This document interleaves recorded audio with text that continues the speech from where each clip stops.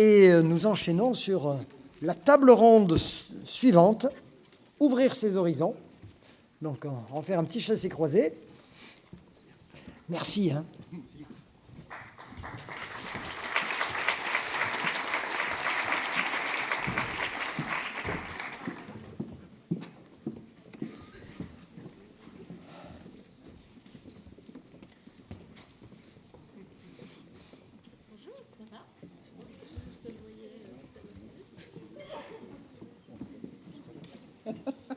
Ouvrir ses horizons, les peines, l'espoir pour demain. Alors c'est une table ronde un peu décalée. Je pense qu'il s'agit là de mettre du sens, dans l'ouverture vers la nature, l'ouverture vers les activités de pleine nature.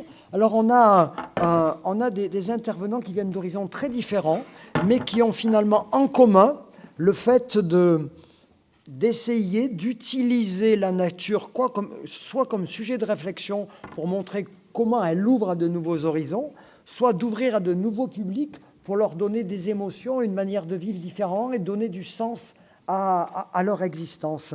On va commencer par Flavie Girardet. Vous nous venez du pôle de ressources de Vallon-Pont d'Arc et finalement vous travaillez avec des jeunes et vous allez nous expliquer un petit peu comment vous travaillez avec deux types de jeunes, des stagiaires qui préparent un BE d'escalade, mais aussi des jeunes plus en difficulté et que vous prenez par la main. Et j'avais trouvé cette image très belle pour leur apprendre à aller vers les sommets. Donc bonjour à tous, effectivement je viens du CREPS de Vallon-Pont d'Arc, je suis sur le pôle formation et pas sur le pôle ressources, mais on travaille ensemble, donc il n'y a pas de souci. Donc je suis coordinatrice de formation et j'ai également en charge une mission auprès des publics qu'on appelle invisibles. Donc ce sont des publics de la mission locale. La mission locale, c'est le pôle emploi des 16-25 ans pour ceux qui ne connaissent pas. Et les publics invisibles, eh bien, ce sont les publics qu'on ne voit pas. Donc ils sont ni en emploi, ni en formation. Ni scolarisés et souvent en situation de précarité, voire de grande précarité. Et ces publics-là, eh ben, on les emmène faire de l'escalade en grande voie dans les gorges du Verdon. Les gorges du Verdon, voilà, un lieu assez emblématique pour les grands grimpeurs. En général, on s'entraîne pour aller grimper dans les gorges du Verdon. Et ben, nous, nos jeunes, ils commencent par aller grimper là-bas.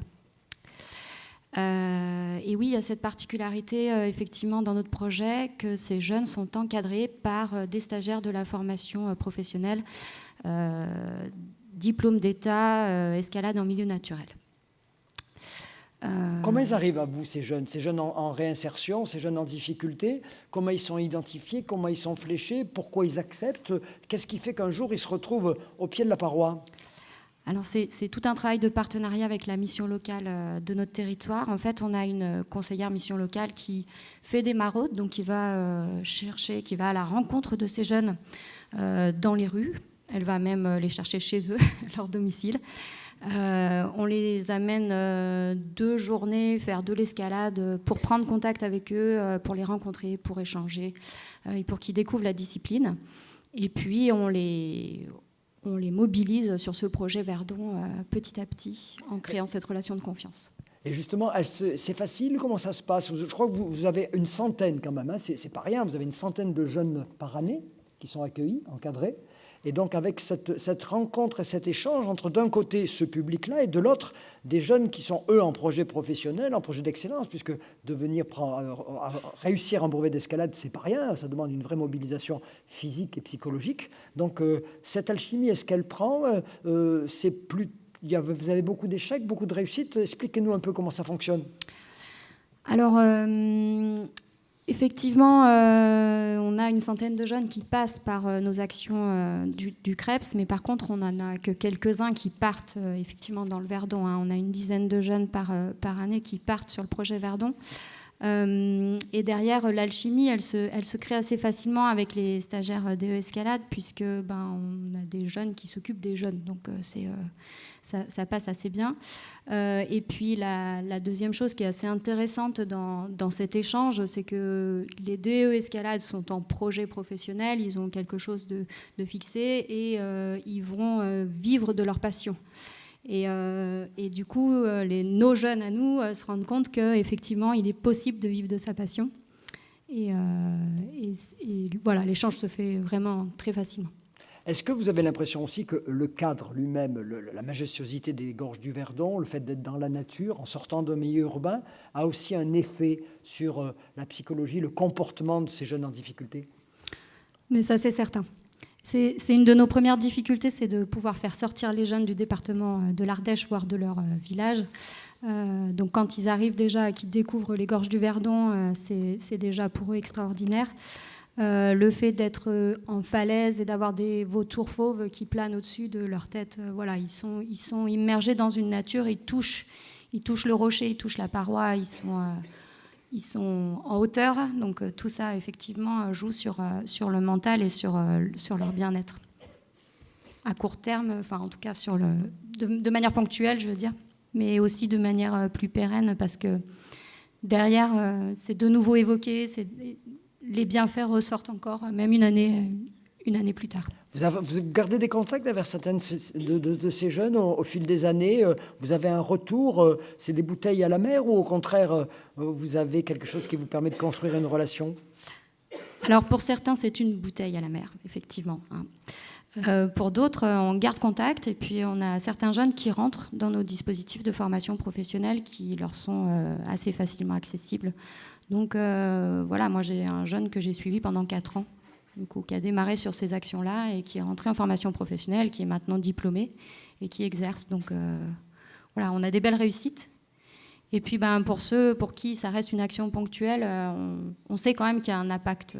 Il y a une petite étincelle, Ouais. En tout cas il y a une possibilité. D'un côté les missions locales, donc en cette mission d'accueillir, de guider, d'accompagner les jeunes vers un mieux. De l'autre il y a les CREPS, avec ces formations pour les formations sportives. Ces deux structures existent partout en France. Est-ce que c'est duplicable? Est-ce que ça existe ailleurs? Est-ce que ce détour par la nature et la mutualisation des formations des jeunes vers des diplômes et les jeunes en réinsertion, est-ce que selon vous ça existe ailleurs, ou est-ce que c'est duplicable? Pour moi, c'est complètement duplicable. On peut faire ça avec l'escalade. Alors moi, j'apprécie du coup cette activité parce qu'il y a toute une symbolique derrière qui est de permettre à ces jeunes qui touchent le fond d'aller atteindre des sommets. Donc voilà pourquoi le choix de cette activité. Mais on peut le faire avec du canoë-kayak, du canyonisme. Enfin voilà, on peut vraiment le dupliquer à d'autres activités. Et puis après, nous, CREPS, on est quand même établissement public de formation, donc c'est plutôt intéressant de se tourner vers ce type de public. Le seul frein, je dirais, c'est plutôt le financement des actions. Donc ça demande de répondre à des appels à projets, de rechercher. Voilà. Parce que ce n'est pas dans le cœur de compétences des CREPS, donc ils doivent aller chercher un financement pour pouvoir porter ces actions. Oui, tout à fait. Donc là où, si vous pouvez éventuellement avoir un appel et une aide, c'est justement ces recherches de financement, faciliter ces financements qui soient non pas annuels à reconduire chaque année, tel le rocher de Sisyphe qui redescend, mais au contraire des contractualisations à 3 ans. C'est un peu ce que demande souvent le terrain, faciliter l'accès au financement public pour pérenniser l'action en vous permettant de vous concentrer sur votre cœur de compétences, identifier les jeunes et les guider.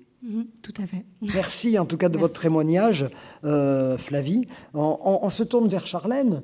Charlène, là aussi, vous avez une action envers un autre type de public qui spontanément a des difficultés à accéder à l'espace naturel, puisque vous mettez en place des dynamiques pour permettre au public en situation de handicap d'aller vers les sports nature. Expliquez-nous un peu dans quel cadre vous intervenez, les actions que vous portez, et aussi en relation avec le CRTO et avec la carte oxygène.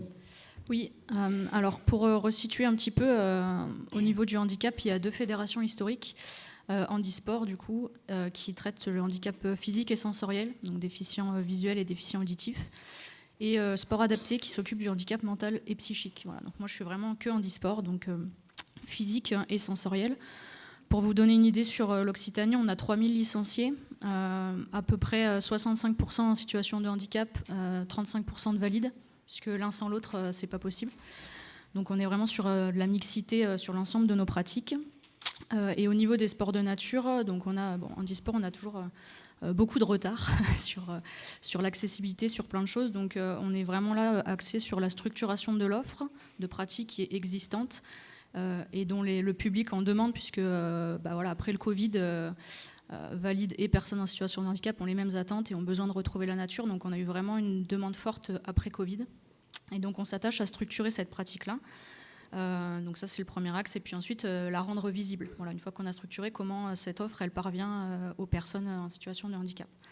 Donc pour structurer, on a des formations qui sont sur de l'accompagnement, donc ça peut être en randonnée. Je crois que j'ai pas donné de photo, mais c'est un peu connu maintenant, la Joëlette. Voilà, sur de la randonnée qui nécessite un accompagnement, une formation, parce que une personne, on ne peut pas guider une Joëlette sans avoir de formation préalable. On a aussi, vous le voyez, le fauteuil tout-terrain en bas qui est avec le VTT électrique, qui également demande, donc il y a du fauteuil tout-terrain électrique, il y a du fauteuil tout-terrain de descente qui n'est pas électrique, et donc là qui se fait en station avec les remontées mécaniques. Et il y a également du Simgo, donc c'est une sorte de fauteuil tout-terrain, mais qui est piloté par quelqu'un derrière, quand la personne n'est pas capable de descendre elle-même. Alors quand vous parlez de formation au sein de clubs classiques qui se dotent d'une nouvelle compétence, c'est accueillir les publics handicapés.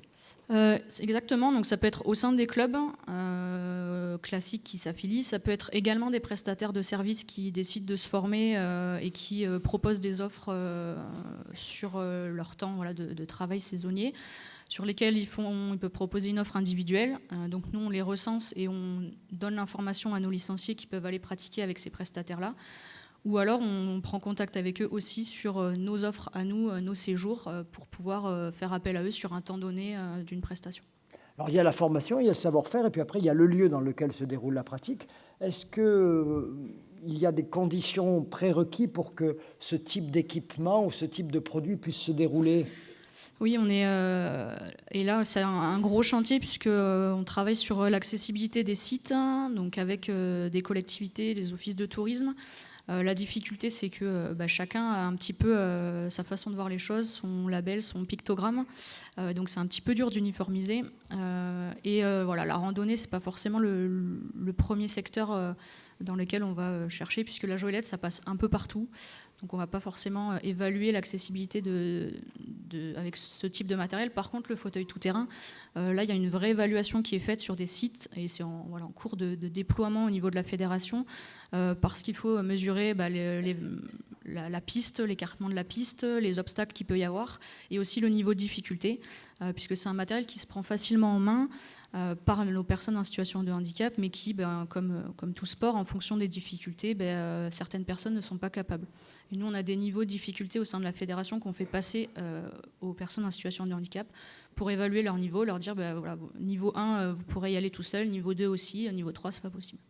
Et donc cette année, vous complétez le dispositif de la carte oxygène. Je le rappelle, c'est une carte qui est mise en place par le CRT avec la région pour faciliter l'accès aux loisirs. Et donc vous vous dotez maintenant de cette spécificité d'une carte oxygène pour les publics en situation de handicap. Alors, sous couvert de Corinne qui est dans la salle pour le CRT, effectivement, on travaille en collaboration là sur un projet pour nous apporter de la visibilité sur les pratiques et les offres de pratiques disponibles. Sur la carte oxygène, donc, qui est déployée par le CRT, avec l'idée d'avoir une visibilité des offres accessibles spécifiques pour ce public et faciliter la recherche de ce public à quel loisir je vais pouvoir faire quand je pars en vacances. Les activités de pleine nature, parmi la panoplie de ce que vous proposez, c'est encore une part minoritaire ou ça devient important ? Sur nos licenciés, on en a à peu près la moitié qui pratiquent plutôt de façon le ski en hiver, un peu de rando en été. Ça va pas être des pratiques régulières, ça c'est une minorité, mais par contre sur une personne qui va pratiquer un sport type basket fauteuil va avoir quand même une licence sur l'été pour aller faire de la randonnée ou faire l'hiver sur aller faire du ski.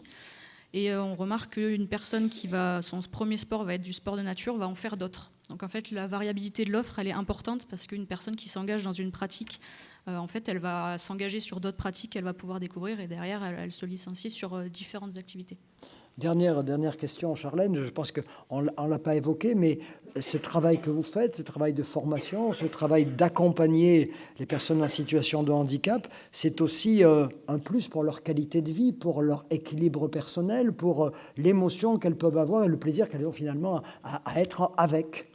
Oui, complètement. On initie beaucoup les sports de nature dans nos programmes sport-santé.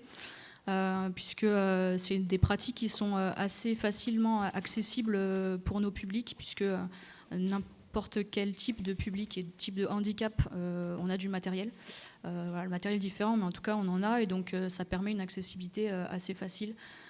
Donc c'est vrai que sur les programmes sport-santé, voilà, on l'utilise. Je voulais juste rajouter une chose sur l'ensemble du matériel et sur un peu la thématique de l'éco-responsabilité qu'on travaille depuis 2 jours. Nous, ce serait un peu utopique de se dire on a pensé à la transition écologique, donc on a fait des choses, c'est un peu par contrainte. Mais voilà, sur tout ce qui est matériel, transport, on mutualise énormément. De par le public, en fait, on est un peu obligé. Et donc, on a du matériel qui circule sur l'ensemble de la région, puisque c'est un matériel onéreux. Qui se casse facilement, qu'il faut apprendre à utiliser. Donc quand on a du matériel, que ce soit les clubs, les comités départementaux ou le comité régional, on mutualise l'ensemble du matériel et on a une base de données qui permet aussi aux licenciés de venir demander une mise à disposition de matériel. Et pour l'extérieur, puisque ça nous arrive, là par exemple, on a une petite fille qui veut faire le cross de son école. Donc l'école nous a demandé une joëlette. On met aussi à disposition ce type de matériel, alors sous forme de location. Là, on n'a pas la gratuité, mais en tout cas, sous forme de location, on met à disposition en s'assurant que la personne ait bien la formation. Et on peut accompagner aussi des personnes et des cas individuels. Merci en tout cas de vos témoignages, Flavie et Charlène. Et c'est toujours très, très intéressant de voir tout ce que vous pouvez faire. On passe sur Olivier. Olivier Bessy. Olivier Bessy, alors là, on est sur un autre univers. Vous êtes sociologue. Hein. On va se tutoyer, on se tutoie toujours, Olivier. On ne va pas se vous voyez là, sur la scène.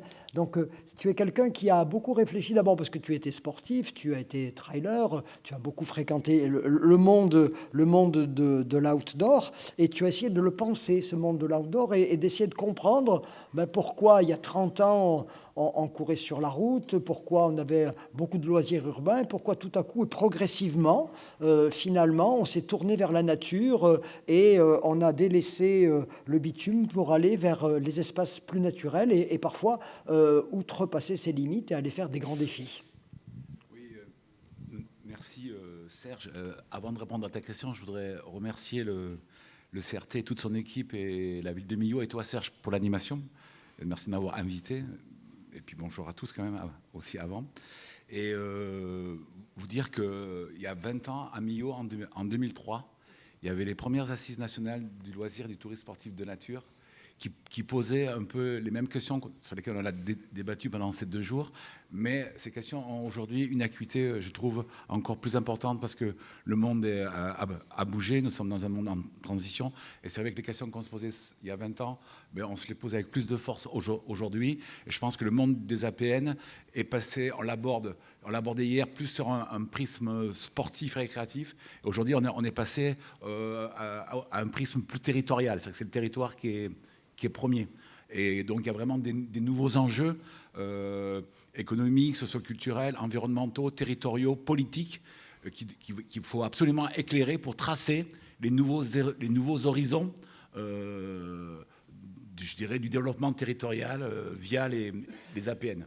Alors, pour répondre à ta question, Serge, effectivement, j'ai beaucoup travaillé sur les pratiques de randonnée, de course à pied, de trail, et je me suis aperçu que dans les années 70-80, c'est la ville qui était le laboratoire un peu récréatif dominant. Le jogging, la première course sur stade se développe en ville, les premiers grands marathons populaires aussi. On a quelques escapades en milieu naturel, mais c'est réservé à une minorité de spécialistes ou de gens qui sont dans la contestation post-68 hard. Et après, dans les années 90-2000, la nature devient finalement le lieu récréatif par excellence pour des urbains qui trouvent de la facilité à vivre en ville, un travail, mais qui ont vraiment ce besoin à un moment donné de se ressourcer, de se reconnecter à ces éléments naturels. Et finalement, on pourrait peut-être se poser la question, est-ce que cet engouement croissant pour les sports de nature ne répond pas quelque part à un fantasme d'urbain en mal de vivre et qui choisit par défaut la ville et qui aimerait bien revenir à la campagne ou à la nature. On a bien vu les migrations post-Covid qui vont dans ce sens-là. Et le développement du trail est de ce point de vue-là extrêmement évocateur et extrêmement pertinent.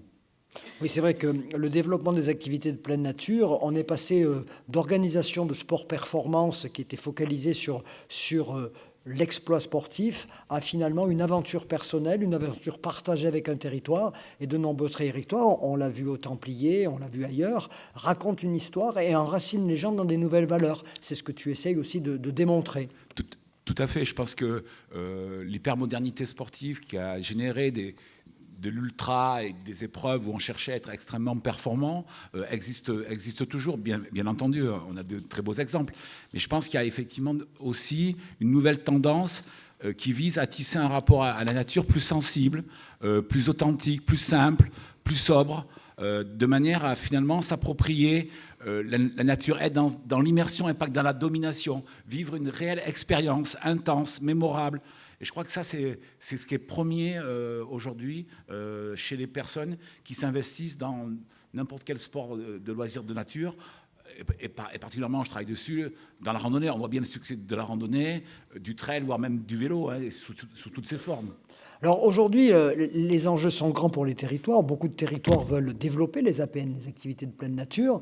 Il y a un certain nombre d'enjeux. Je crois que tu as listé un certain nombre d'enjeux, des enjeux économiques, environnementaux, territoriaux. Est-ce que tu pourrais, en quelques minutes seulement, essayer de les survoler ? Oui, alors sur les enjeux économiques, c'est clair, il faut pas les oublier, même si on est aujourd'hui très centré, et c'est normal, sur les enjeux environnementaux, parce qu'on sent bien qu'il y a une urgence à agir. On l'a vu sur la conférence d'hier sur le dérèglement climatique. Mais je pense que les enjeux économiques, notamment la diversification de l'économie touristique, les APN ont un rôle essentiel, de par les flux de population, les emplois, les entreprises qui sont créées.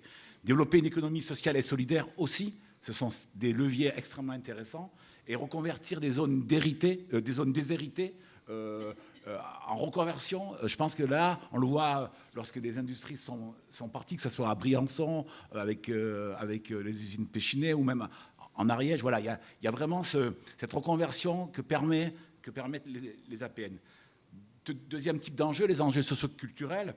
Eh bien, là, on est sur favoriser l'épanouissement de chacun, qui, dans une société pas facile à vivre, hein, complexe, incertaine, eh bien, vont chercher du sens, une quête de sens permanente qu'on retrouve à tous les étages de la pratique, avec du ressourcement, de la déconnexion, du bien-être, de la convivialité, une recherche aussi de convenience dans l'accessibilité, tu en parlais tout à l'heure, aux pratiques, aux sites, aux itinéraires, une intégration de publics spécifiques, des publics marginalisés, qu'il faut, comme tu en parlais, Flavie, réintégrer socialement les personnes handicapées. Et on voit bien que les APN sont des pratiques qui sont très fédératrices et très intégratives pour ces publics-là. Et enfin aussi, peut-être fédérer les différents acteurs autour d'une culture commune, partagée, comme on partage les espaces, on partage une culture commune pour éviter les conflits d'usage. Voilà pour les enjeux socioculturels. Bon, les enjeux écologiques... bien évidemment, les tensions sur l'eau et la neige, hein, je crois que là, avec le dérèglement climatique, comment mieux s'adapter, c'est une vraie question. Accompagner les territoires dans leur développement, comment sensibiliser les publics, gérer la surfréquentation parfois, éviter de dégrader les milieux, privilégier les écomobilités, c'était la table ronde de tout à l'heure, et je pense que c'est une piste extrêmement féconde. Penser les aménagements et les événements de manière éco-responsable. On en parlait hier avec les Templiers. C'est quoi un événement éco-responsable si on veut dépasser le stade du greenwashing? Et voir les nouveaux territoires à risque et comment anticiper et prévenir, comment gérer l'urgence, comment éviter les fermetures de sites. Voilà, tout ça, c'est des questions environnementales très fortes. Après, les enjeux territoriaux, ils sont aussi extrêmement importants. Bien entendu, renforcer l'attractivité des territoires tout en maintenant la durabilité. C'est l'équation territoriale à laquelle sont confrontés tous les territoires. Améliorer leur résilience, c'est-à-dire leur capacité à se réinventer. Structurer et mailler les territoires dans un souci d'équité territoriale. Et aussi, un rôle très important des sports loisirs de nature, c'est diminuer les inégalités et les déséquilibres territoriaux. On voit que la politique d'aménagement du territoire en France est une catastrophe, avec des gros déséquilibres entre des zones urbaines surpeuplées et des zones rurales sous-peuplées. Et là, il y a vraiment un rôle extrêmement important pour recréer des pôles, pour que ces zones soient de nouveau habitées, vives, avec une économie, on le voit bien sur les territoires ruraux, les territoires de montagne. Et ces 4 enjeux-là, ils sont au service d'enjeux politiques. On l'a bien vu hier dans les discours politiques. Hein, c'est l'amélioration de la gouvernance, et le politique est au cœur. C'est l'évaluation des impacts, et c'est améliorer l'image. Je pense qu'il Il y a une réelle ambition aujourd'hui des acteurs politiques, et si l'Occitanie organise bien, très bien ces journées, c'est bien par rapport à une nouvelle ambition politique de l'Occitanie dans le rôle que doivent jouer les sports loisirs de nature dans le développement de son territoire.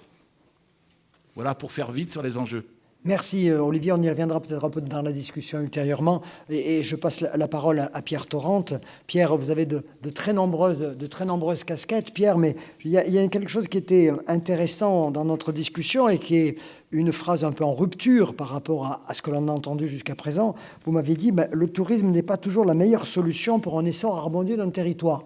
En fait, ce que vous voulez dire, c'est qu'il faut surtout ne pas négliger les autres activités économiques, et le tourisme vit bien dans un espace et un pays qui vit d'autre chose. Oui, donc d'abord bonjour à tous et à toutes, et également merci pour l'invitation. Oui, je veux dire, ceux qui me connaissent le savent, je suis un fervent défenseur du tourisme, et puisque je défends cette activité touristique, j'essaye de la regarder et de lui faire ce qu'elle est capable de faire, et ne pas lui faire ce qu'elle n'est pas capable de faire. Et je vais rebondir sur les propos qui viennent d'être tenus par Olivier. Effectivement, souvent, le tourisme et les activités de pleine nature sont pensées dans un cadre de rééquilibrage des territoires.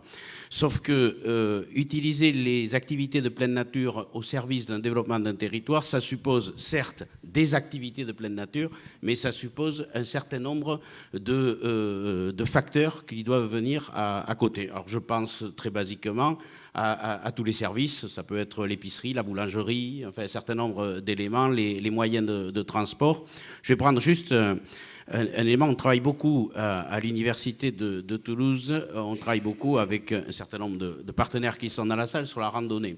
Quand on interroge quelqu'un qui met en place un itinéraire de randonnée, il a à peu près dans son évaluation 10, 15, allez 20 critères pour dire, tiens, on va mettre en place de la randonnée. Quand on creuse un peu cette question dans une approche territoriale de développement, et c'est pas pour faire un concours, mais on est aujourd'hui à quasiment 380 critères. Voilà. Et dans ces critères, il y a plein de choses qui sont, j'allais dire, tout à fait en dehors des activités de pleine nature. Alors, je n'ai pas le temps de les développer ici. Ça veut dire quoi? Ça veut dire que si on veut utiliser des activités de pleine nature pour rééquilibrer des territoires, évidemment que c'est une bonne réponse, mais si on arrive tout seul avec ça, et si à côté il n'y a pas d'autres activités, telles que l'agriculture, telles que l'artisanat, etc., on va au-devant de grandes difficultés. Et on l'a montré, et je vais rebondir sur ce qu'a dit Olivier, ce rééquilibrage territorial, alors avec la randonnée, il est flagrant. Vous mettez un randonneur sur un itinéraire, et vous dites, on va développer la randonnée pour rééquilibrer ce territoire. Que va faire le randonneur? Il va se déplacer d'étape en étape, et ce qui va participer au rééquilibrage, alors certes, il y a du lien social, il y a un certain nombre d'éléments, mais ça va être ces actes de consommation. Et si vous le mettez sur un territoire où il y a des pôles plus forts, avec des commerces, des services, etc., et à côté des pôles faibles sans commerce et services, où va consommer le randonneur? Là où il y a ces services. Résultat, au lieu de réduire le déséquilibre territorial, très souvent, on ne fait que l'amplifier. Voilà.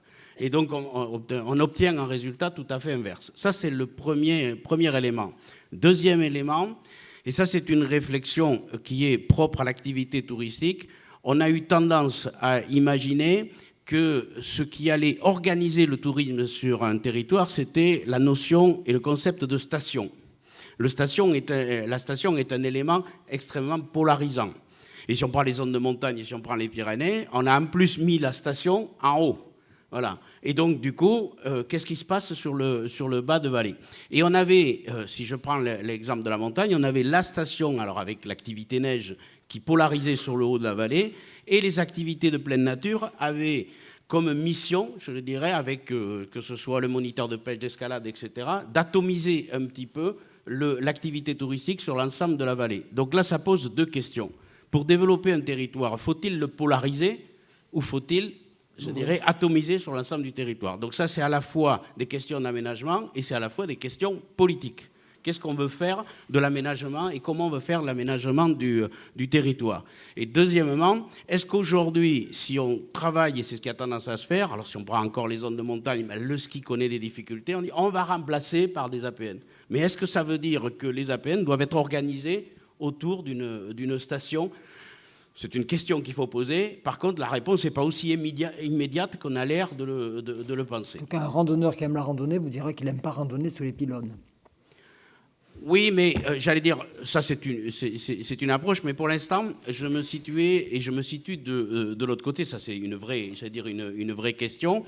Que veulent les clients?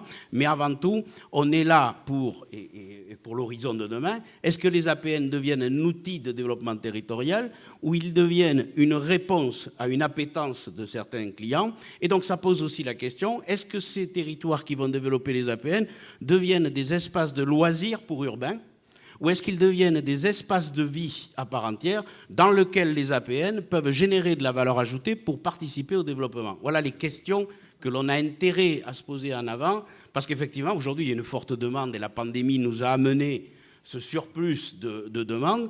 D'abord, question, est-ce que le post-pandémie va durer une éternité je parle en termes d'attirance pour les espaces naturels, et ensuite, si tel est le cas, voilà, qu'est-ce qu'on veut faire de ces territoires? Je résume en disant que si un territoire veut que le tourisme soit un facteur de développement économique, il ne faut surtout pas que ça soit une monoactivité. Il ne faut surtout pas que ce soit une monoactivité, et en plus, il faut presque changer son registre de pensée. Ça veut dire qu'avec l'activité touristique, j'allais dire pour une raison simple, c'est que toute activité touristique pour participer au développement de territoire suppose que le touriste vienne sur le lieu de production. Et c'est là qu'il surconsomme de la ressource, de l'espace, du foncier, enfin, etc. Donc ça, c'est le premier point. Et donc le registre, c'est de dire, si vous voulez que le tourisme participe au développement d'un territoire, aussi important soit cette activité, il ne faut pas qu'elle soit l'activité majoritaire sur le territoire, et il faut qu'elle soit une activité complémentaire. Et c'est totalement contraire à l'habitude que l'on a, c'est de dire je suis fort comme activité quand je suis tout seul et quand je suis quasiment en situation de monopole. Ce qui m'intéressait aussi dans notre discussion, et je choisis les propos qui vous discriminent, qui vous différencient, c'est que vous m'avez dit en France on a trop de contraintes et quand on développe les APN, on pense d'abord à ce qu'on va interdire avant de penser à ce que l'on va favoriser. Oui, donc il va sans dire qu'aujourd'hui, et ça a été dit tout à l'heure, il n'est pas question d'aller à l'encontre d'une préservation de l'environnement. Je veux dire, on n'est pas là pour dire allons-y, open bar, et on fait ce qu'on veut sous prétexte qu'il y a une demande. Je ne suis pas du tout dans ce registre.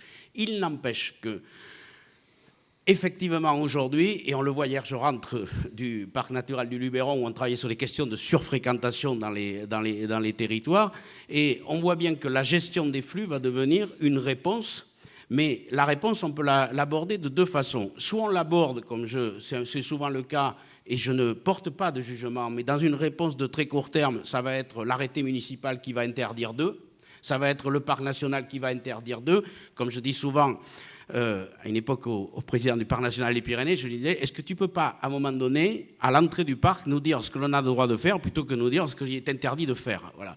Et quand on rentre dans un parc, on commence par avoir une liste d'interdits. Voilà. Si vous allez au Canada, vous n'allez pas trouver ce type d'approche. Donc, ça veut dire qu'aujourd'hui, pour réussir ce pari, ça veut dire qu'on va, pour préserver l'environnement, ce qui est une contrainte pour préserver l'environnement doit devenir une composante du produit. Et que cette contrainte doit participer à la mise en désir de l'activité, doit participer à la mise en désir du paysage, etc. Et donc ça, c'est le pari que l'on a à faire. Et c'est aussi comme ça que l'on va contribuer à éviter les pics de fréquentation plutôt que la surfréquentation, les pics de fréquentation, et qu'il va y avoir une gestion des flux. Alors on pourrait parler de l'exemple des calanques que tout le monde connaît. Et ça veut dire que, du coup, j'imagine, y compris pour les APN, on ne pratiquera plus l'activité quand on veut, mais quand le territoire peut nous accueillir. Voilà. C'est-à-dire peut-être qu'on n'ira pas grimper au Verdon comme on veut, d'un accès libre, mais on ira, à un moment donné, il y aura une capacité de charge qui sera définie avec un certain nombre de critères.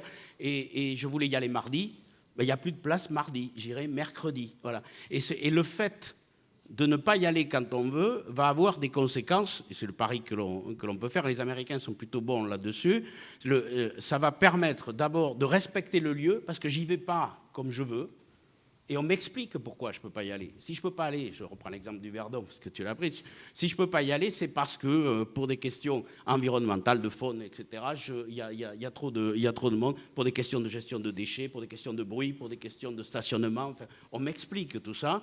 Tout d'un coup, je vais respecter le lieu, et le fait d'attendre, quand je vais y être, je vais me sentir comme un privilégié, et je vais avoir un autre comportement. Et dernier point, ça passe par, sans doute, toute cette approche-là, si on veut réussir le pari, ça passe par un travail d'éducation, alors de sensibilisation qui est fait de plus en plus, mais par un travail d'éducation, et on travaille, on fait en sorte, si demain, dès l'école primaire, on pouvait apprendre à la jeunesse à être un touriste responsable sur un territoire, ce que ça veut dire qu'être touriste quand on se déplace sur un lieu touristique, on aurait fait un grand pas en avant. Sinon, j'ai très peur que nos grandes idées, demain, retombent dans les oubliettes. C'est ce que vous disiez, c'est que le produit touristique en espace rural, le produit touristique en espace naturel, il a un point fort, c'est qu'il n'est pas délocalisable, il ne peut pas repartir, être fait ailleurs, mais par contre, le consommateur du produit lui-même, il a un effet sur la qualité du produit. Il a un effet puisque, j'allais dire, et c'est peut-être... Alors je dis quand je fais des retours en arrière, ce n'est pas pour porter des jugements et pour dire ils ont mal fait et nous aujourd'hui on sait faire, mais quand on regarde, c'est l'idée d'avoir imaginé qu'on pouvait parler d'industrie du tourisme. L'industrie du tourisme, ça aurait voulu dire qu'on produit à un endroit et on consomme à un autre. Le problème, c'est qu'avec le tourisme, on produit à un endroit et on consomme au même. Et qu'aujourd'hui, on a beau mettre des applications, on a beau mettre, puis ceux qui s'occupent d'activités de pleine nature le savent bien, le touriste, quand il arrive, il formate, alors, tel qu'il le veut, ou tel qu'il a compris que ça fonctionnait. Voilà. Et là, on voit bien ce point important.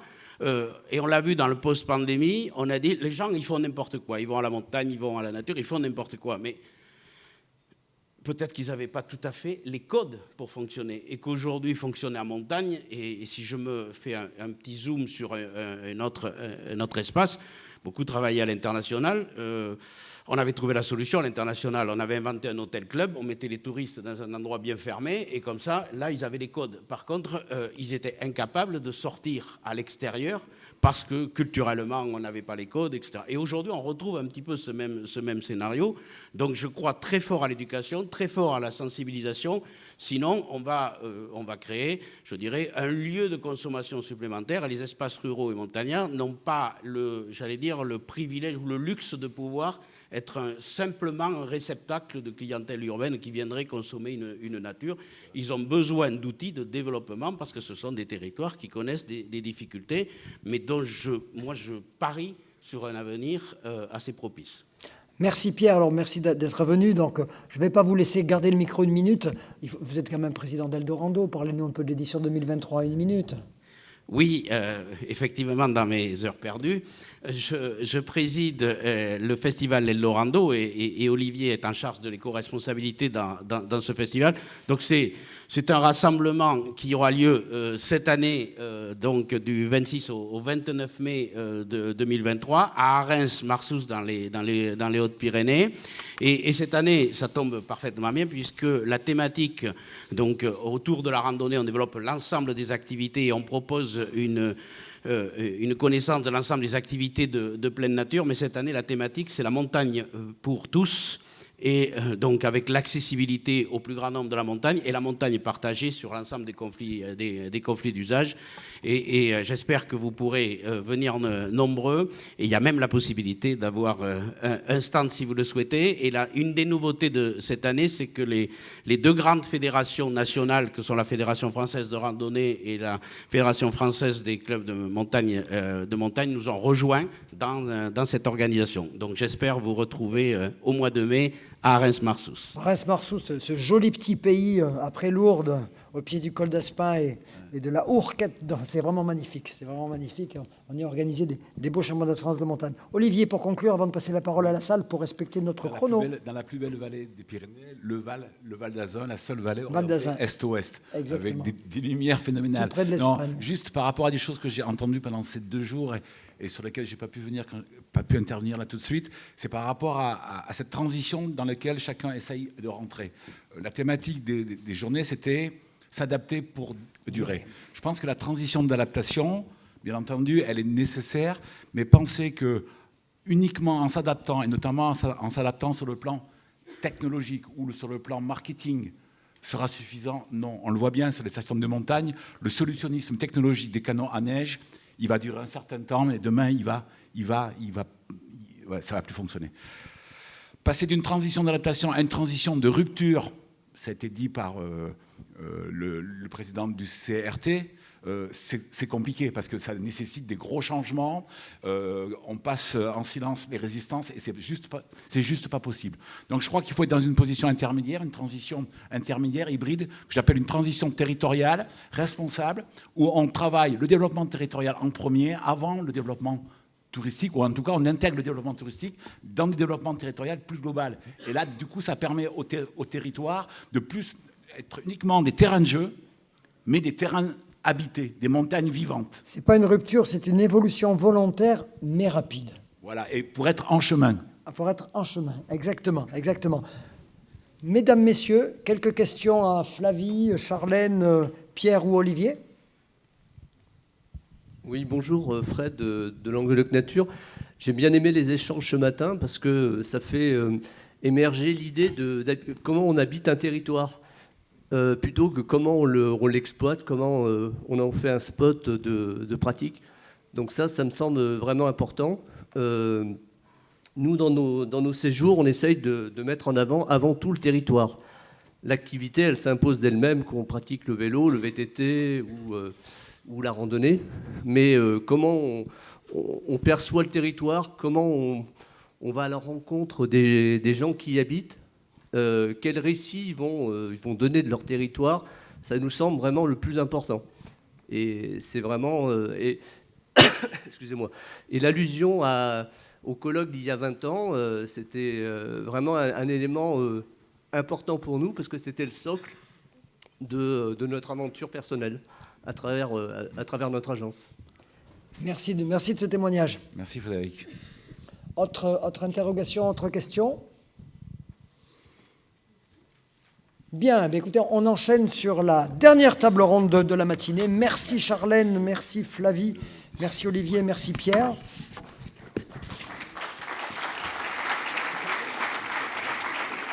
Et j'appelle Frédéric Hideux, Antoine Lebellec et Thibaut Frey.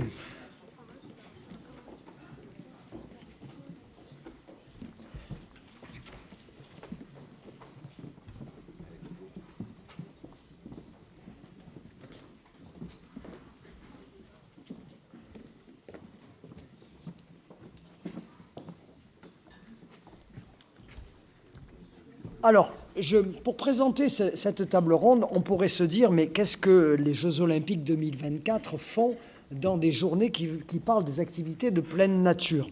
Mais comme l'a dit Pierre Torrente, c'est vrai que tout est dans tout, il ne faut pas cloisonner, et ce sont les activités entre elles qui se nourrissent et qui permettent. Donc les Jeux Olympiques sont une réalité, les Jeux Olympiques en 2024 sont éventuellement une opportunité.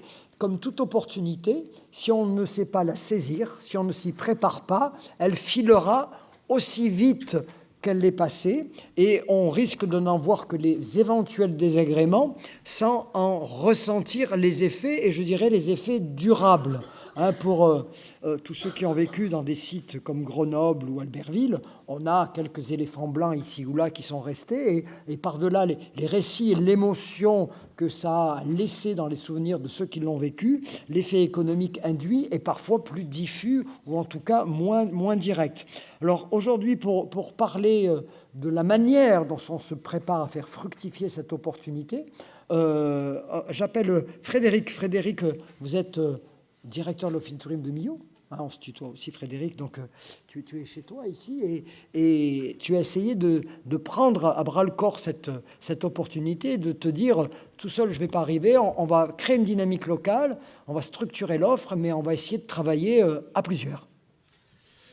Alors, bonjour à tous ceux que j'ai pas vus. Effectivement, alors on a parlé tout à l'heure de cadre de vie, certes une opportunité pour Millau Grand Causse, mais avant tout, ici, on a développé depuis des années des équipements, des pratiques qui sont faits principalement pour les habitants, qui sont faits en partenariat avec les clubs, avec les associations. Et en aucun cas aujourd'hui, on a développé de l'équipement dans un but de faire venir des équipes pour des entraînements, des stages pré-olympiques, etc.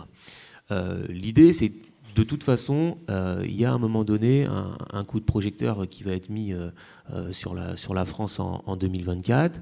Aujourd'hui, il y a quelques activités de pleine nature qui sont olympiques. Hein, bon, alors à la marge, mais il y en a. Hein, on va dire l'aviron, le canoë, le VTT, le cyclisme sur route, le surf. Voilà, on a un certain nombre d'activités.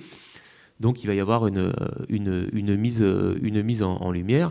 Et pourquoi pas demain d'autres activités. Nous, voilà, on rêverait plutôt d'avoir du trail, du paddle, etc.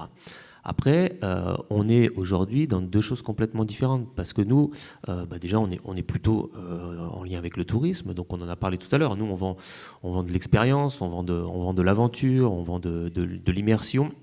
Et là, en fait, on se positionne sur quelque chose de complètement différent qui est la performance quand même, sur la performance sur les activités de pleine nature. Donc l'idée pour nous, dans ce positionnement, c'était de dire, si vous souhaitez venir vous entraîner ici, à Millau-Grand-Causse, vous pouvez venir le faire dans un territoire exceptionnel où il y a d'autres choses. C'est pas n'importe où qu'on vient s'entraîner. Donc on a travaillé là-dessus. On a travaillé sur de la coopération puisqu'on a travaillé avec l'agglomération de Sète et la métropole de Montpellier. On a travaillé sur une structuration de notre offre. On s'est mis autour de la table pour essayer d'avoir de l'offre complémentaire avec pour Millau un positionnement plutôt sur les sports nature, le sport urbain pour Montpellier et les sports nautiques sur Sète.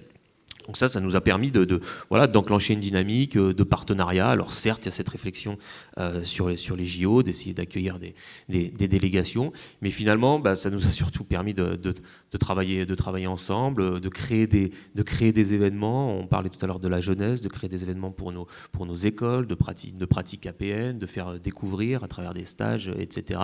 Et puis de se renvoyer plus régulièrement la balle en fonction des propositions de séjours ou d'événements qui peuvent avoir lieu sur nos territoires. Voilà, ça c'est la première des choses. Et finalement, le travail qu'on a fait ici avec les clubs, avec les différents acteurs, c'est de bien finalement définir notre offre et qu'est-ce qu'on était en capacité de proposer aux clubs, aux sportifs qui venaient chercher quelque part de la performance. Donc nous, ça tombait aussi au sein de l'Office de tourisme puisqu'on est une agence réceptive. À un moment, on a revu notre stratégie de commercialisation et donc du coup, on s'est vraiment positionné et ancré avec nos valeurs locales sur un positionnement de commercialisation stage sportif, groupe.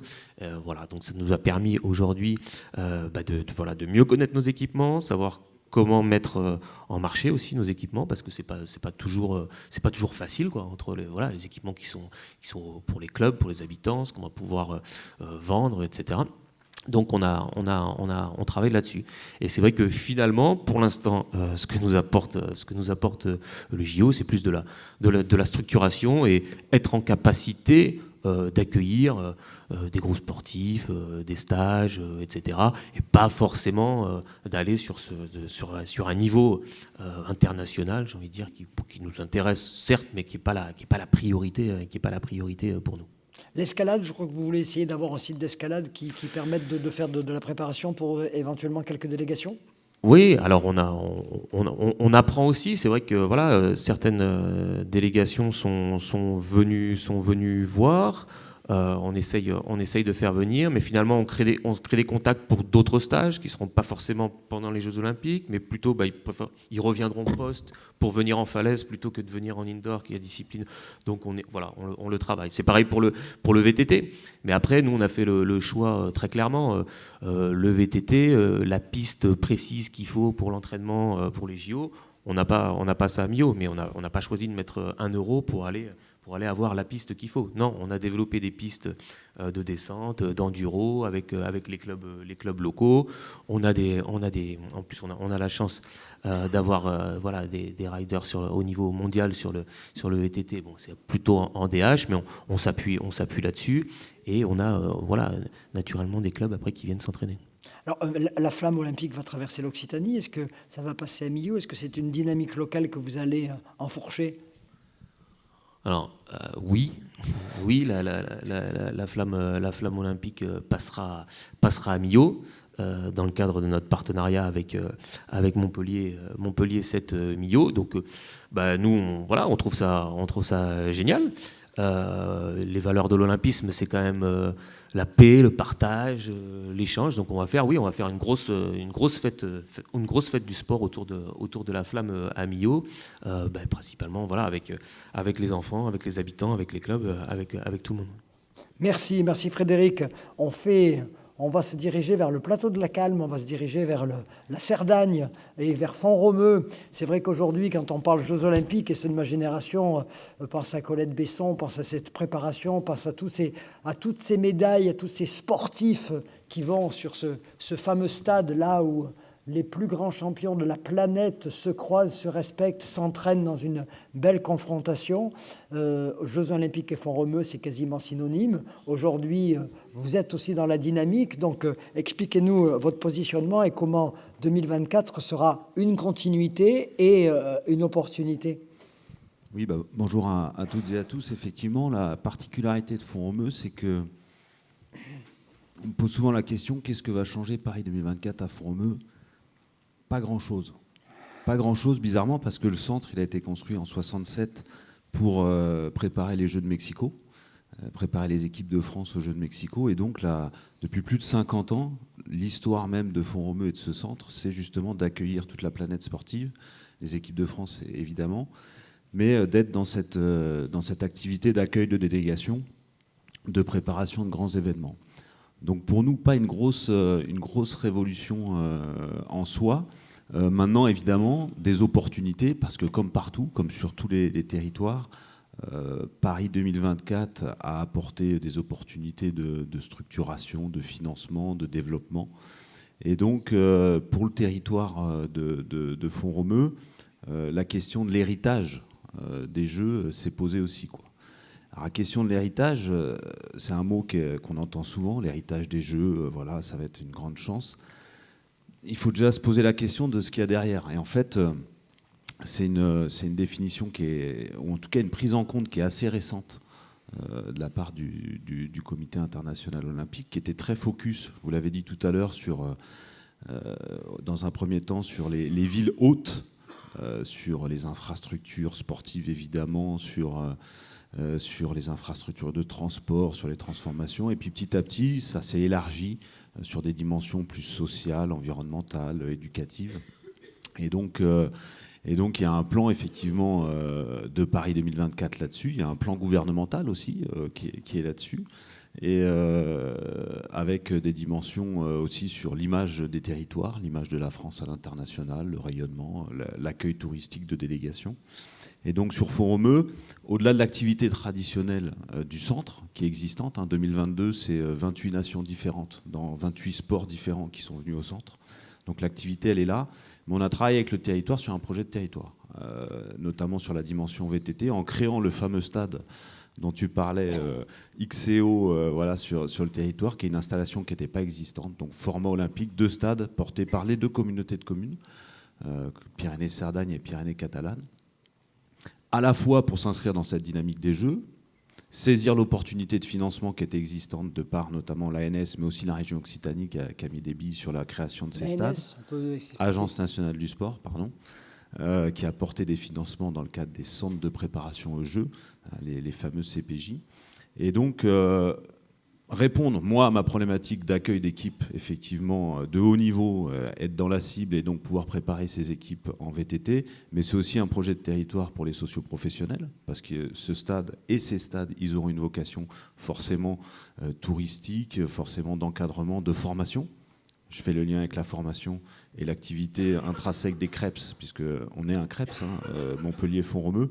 On a mis en place un DE VTT, pour essayer de structurer une filière, alors à la fois faire travailler les socioprofessionnels en tant qu'intervenants dans cette formation, mais aussi former des jeunes du territoire à une activité qui est intrinsèque, vu les kilomètres de sentiers qu'il y a là-haut.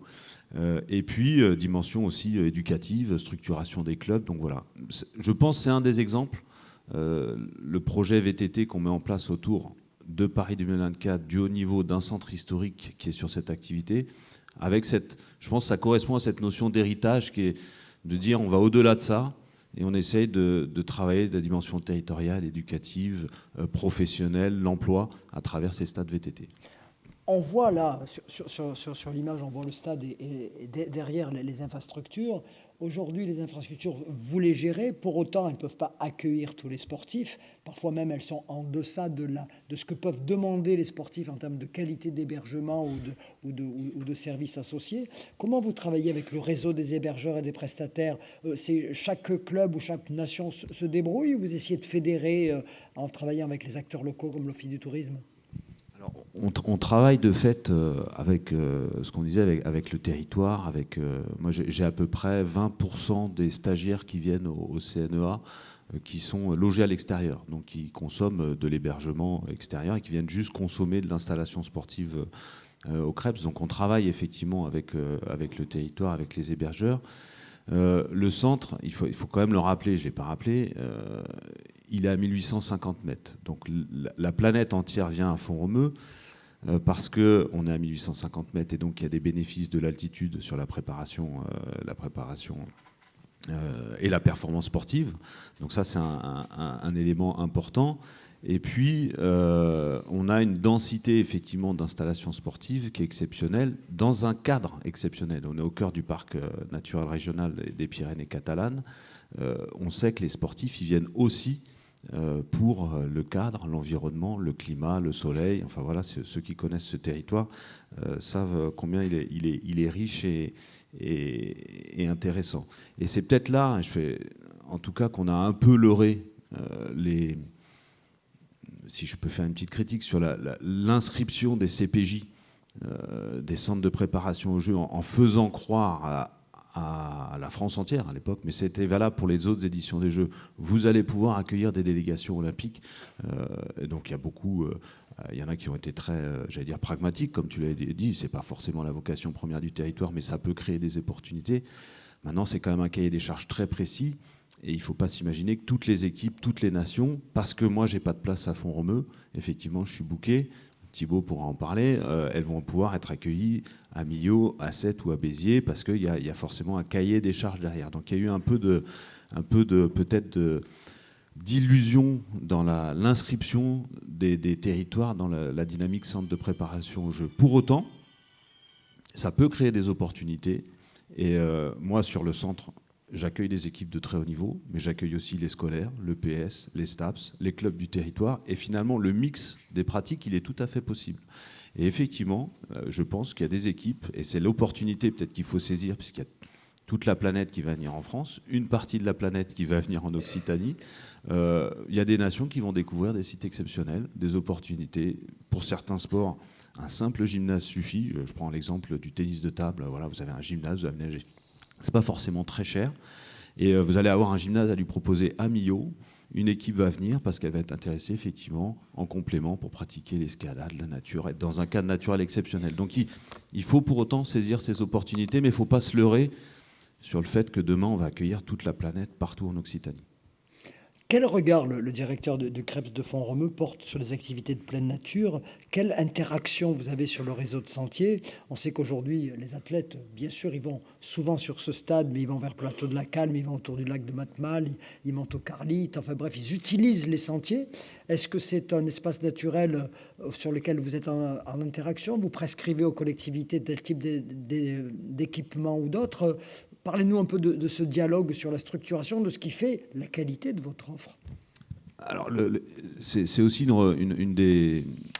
Moi, je suis arrivé sur le territoire, il y a l'image, elle perdure encore un peu d'un centre, mais c'est vrai, il a été posé là par l'État en 67, et la perception de certains acteurs du territoire, élus, communes, communautés de communes, c'est bon, ça vivote un peu dans l'entre-soi. il n'y a pas de connexion et d'interaction avec le territoire. Et il a fallu faire ce travail, et pour ça d'ailleurs on a pris l'appui récent de l'Université de Montpellier, STAPS Management, avec une promotion qui a travaillé un petit peu sur l'image du centre et son interaction avec le territoire. Et c'était assez intéressant, la production était assez intéressante, parce qu'en fait, on se rend compte que les stagiaires qui viennent au CREPS, ça peut être des équipes de natation. Donc on se dit, bon, ils vont faire de la natation, ils sont hébergés au CREPS, ils vont manger au CREPS, ils vont nager au CREPS, et puis finalement, il ne se passe rien avec le territoire. Et en fait, je fais le lien avec l'intérêt de Font-Romeu, l'altitude. Souvent, moi, les nations étrangères, elles restent 3 semaines sur place, et souvent 2 à 3 fois dans l'année. Donc on a certains groupes, certains teams qui vont passer 6, 8, 9 semaines sur le territoire là-haut. Et donc forcément, quand on les interroge, et oui, effectivement, on passe du temps dans la piscine, mais en fait, on va au bain chaud, on va sur les sentiers, on va au Puigmal, on va faire du ski de fond. Et donc il y a toute une interaction qui n'est pas forcément visible. Là, c'est mon travail, j'allais dire, avec les acteurs du territoire pour le valoriser, le mettre en avant, créer des synergies. Et il en existe déjà. Mais en tout cas, les renforcer, parce qu'effectivement, le territoire, il est exceptionnel et tous les sportifs qui viennent en profitent. Donc moi, je travaille franchement bien avec les acteurs tels que le parc, les 2 communautés de communes, voilà, pour qu'on réfléchisse ensemble à des offres, à des mises en avant, à la fois de sites, mais aussi de prestataires, parce qu'ils viennent aussi chercher des prestataires pour être encadrés en VTT, pour faire du fat bike, pour partir en via ferrata. Donc il y a tout un écosystème qui existe déjà, qui est organisé, mais je pense qu'il y a un travail à faire pour l'optimiser, le mettre en valeur et renforcer encore ces synergies. Ouais. Il y a un espace trail aujourd'hui qui a été porté en particulier par la communauté de communes autour du Puigmal et par Rossignol. On peut penser demain qu'il y ait un espace trail aussi à partir de Font-Romeu, qui est continuité entre les deux. Il y a un travail qui est conduit par effectivement la commune de Font-Romeu, en lien d'ailleurs avec l'agence des Pyrénées sur la structuration d'un réseau de trail. Ce sera un des outils de plus qui permettra effectivement à la fois de répondre à une activité qui est existante. Je veux dire, c'est un territoire de trail évidemment, mais qui, moi, en tout cas en tant que centre, je pourrais mettre ça effectivement en avant auprès des délégations en disant là, vous avez des parcours balisés, donc c'est effectivement un projet qui va dans le sens de ce qu'on disait tout à l'heure, de créer des synergies entre des projets de territoire et l'activité du centre. Ouais. Merci Antoine de votre témoignage. Troisième témoin de notre dernière table ronde de la matinée, Thibaut Frey. Donc vous êtes au sein du comité régional du tourisme et des loisirs d'Occitanie, chargé de mise en tourisme des événements sportifs. Alors déjà, essayez de circonvenir un petit peu la manière de la mission qui vous a été confiée. Alors Frédéric, bonjour à tous, Frédéric l'a déjà bien expliqué, mais oui. Du coup on fait déjà un petit peu la même chose, mais à l'échelle régionale. L'idée c'est de promouvoir une destination Occitanie comme une terre de sport, une terre de sportifs, de sportives et d'événements sportifs. Donc la première chose qui m'a été demandée, le premier objectif dans le cadre des Jeux Olympiques et Paralympiques de Paris 2024, c'est de structurer cette offre des infrastructures sportives et des centres sportifs sur l'Occitanie. On totalise aujourd'hui 82 sites. Donc l'objectif, c'est de commercialiser ces centres et de promouvoir ces centres à l'échelle nationale, mais aussi à l'échelle internationale. 82 sites, arrêtons-nous un peu sur ces 82 sites. 82 sites, il y a un critère, il y a un cahier des charges, c'est uniquement du volontarisme. Alors, comme l'a dit Antoine un petit peu, au départ, il y avait un cahier des charges, mais qui était peut-être très simplifié dans l'objectif peut-être de satisfaire les collectivités territoriales aussi. Il y a eu peut-être, on a vendu un petit peu d'illusions aux collectivités en leur disant qu'elles allaient recevoir une délégation sportive sur leur territoire, sur leur commune.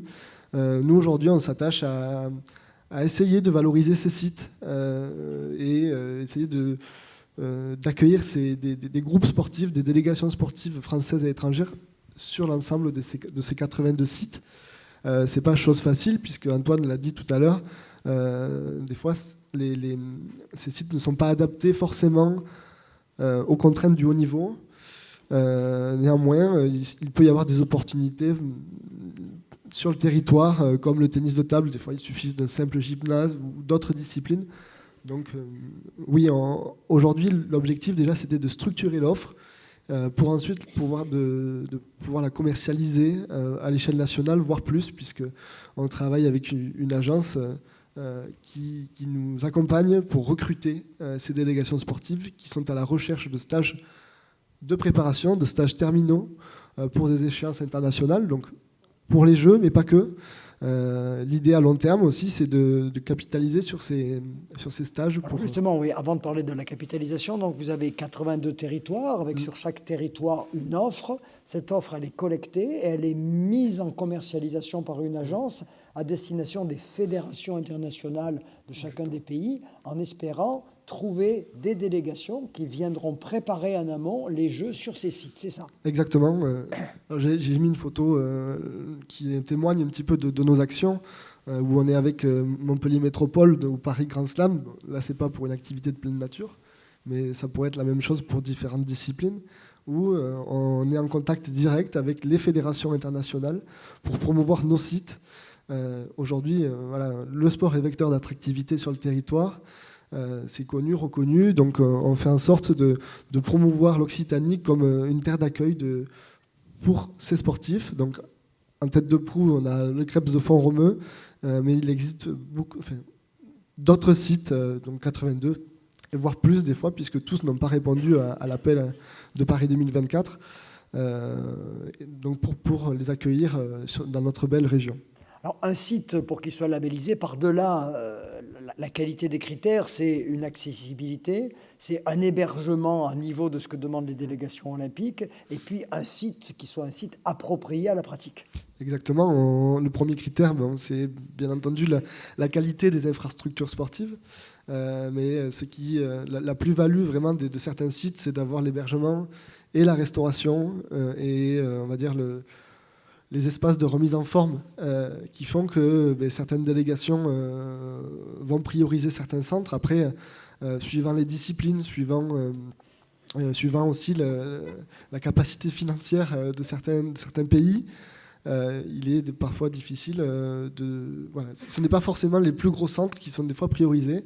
Pour vous donner un exemple, on a la natation australienne, deuxième nation mondiale qui viendra se préparer en Occitanie, mais on peut très bien avoir des boxeurs ou des lutteurs qui vont choisir des territoires peut-être ou des infrastructures avec des qualités moindres, mais qui seront tout aussi contents de venir en Occitanie. Vous vous êtes donné un certain nombre d'objectifs ou vous avez déjà introduit cette notion de c'est plutôt un chemin, on aura un héritage durable. Vous avez déjà préparé un peu ces sites à l'éventualité de ne pas avoir obligatoirement un match avec telle ou telle délégation? Oui, ça a été dit, redit. Après, c'est vraiment, voilà, on parle de court terme. L'objectif est d'aborder la notion d'héritage en allant chercher des stages sportifs sur l'ensemble de l'Occitanie, que ce soit en diversifiant les publics, que ce soit des scolaires, des universitaires, des entreprises et du haut niveau, mais aussi des clubs. Donc là, l'idée, c'était d'augmenter la notoriété de ces sites, de faire connaître ces sites à l'ensemble des publics pour que derrière, des groupes sportifs puissent venir se préparer en Occitanie, quelle que soit la discipline et quel que soit le budget, quels que soient leurs besoins. Voilà. L'idée, c'est vraiment de valoriser, de montrer qu'en Occitanie, il existe toute offre pour tout groupe sportif.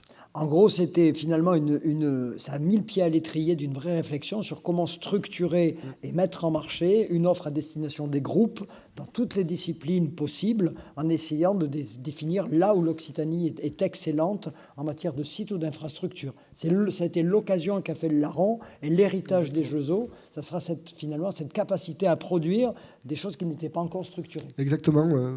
Malheureusement, on ne recevra aucune épreuve des Jeux en Occitanie. Donc l'idée, c'était de surfer sur la vague quand même de Paris 2024 pour laisser un héritage et, comme j'ai dit, faire connaître voilà, ces centres sportifs, ces infrastructures sportives qui, des fois, peuvent être saturées suivant certaines collectivités, mais aussi disponibles pour des stages. Donc voilà, on travaille avec les Krebs, mais on travaille avec l'ensemble des collectivités qui souhaitent s'impliquer sur du long terme pour accueillir des groupes sportifs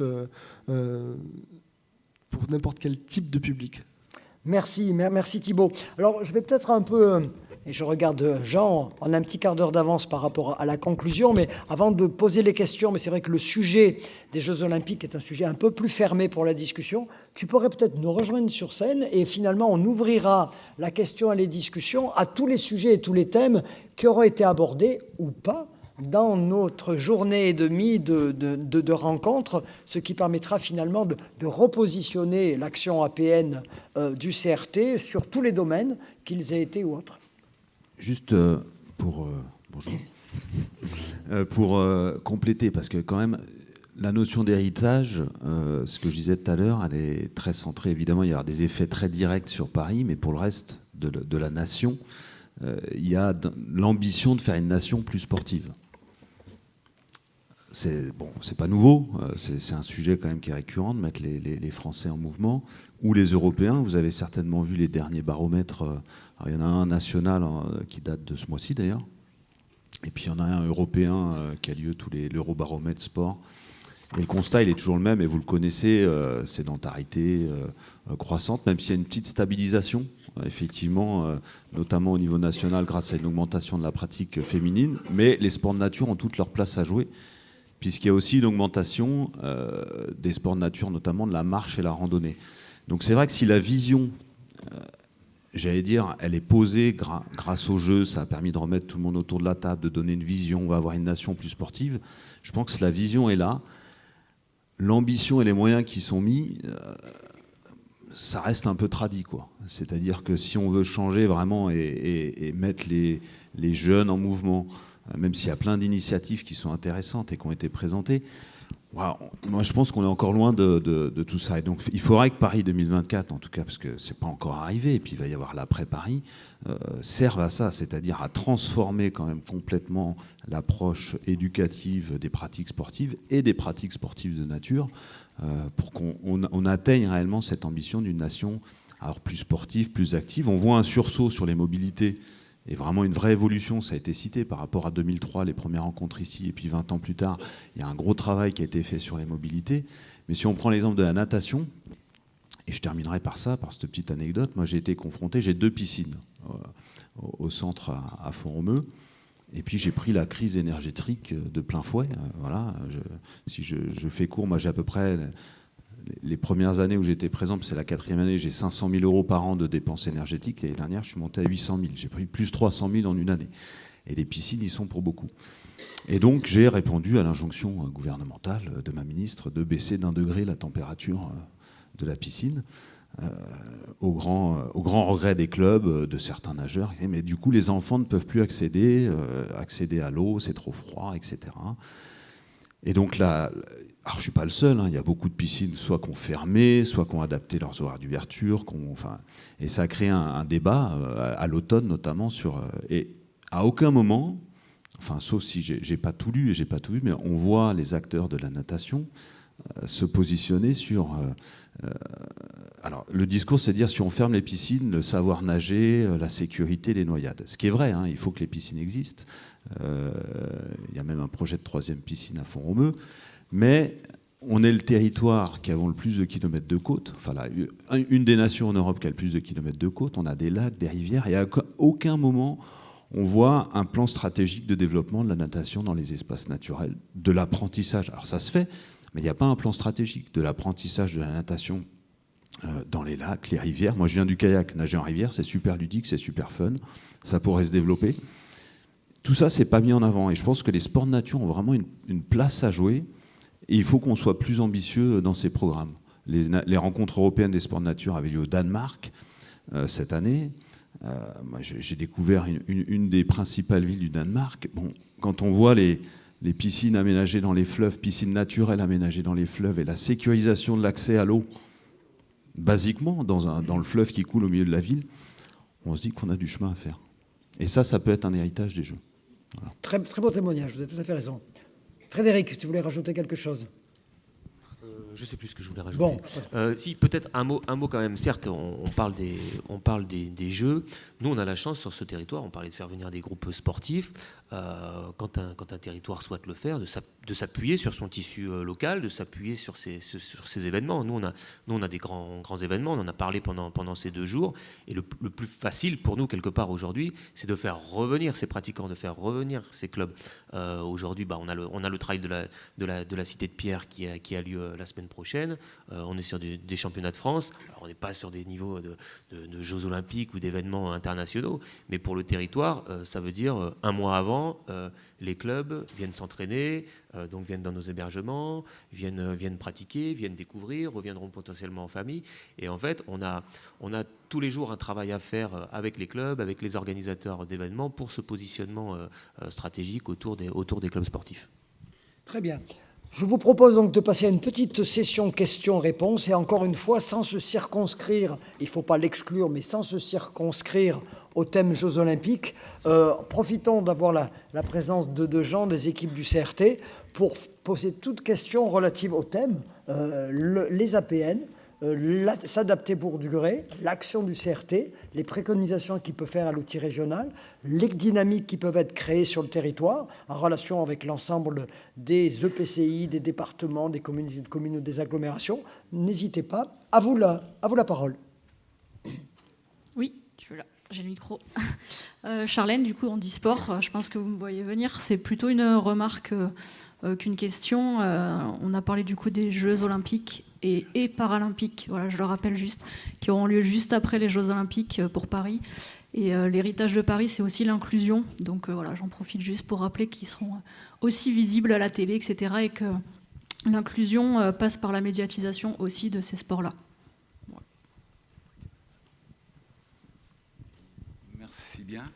Oui, alors moi je vais jouer un peu mon rôle de poil à gratter d'universitaire.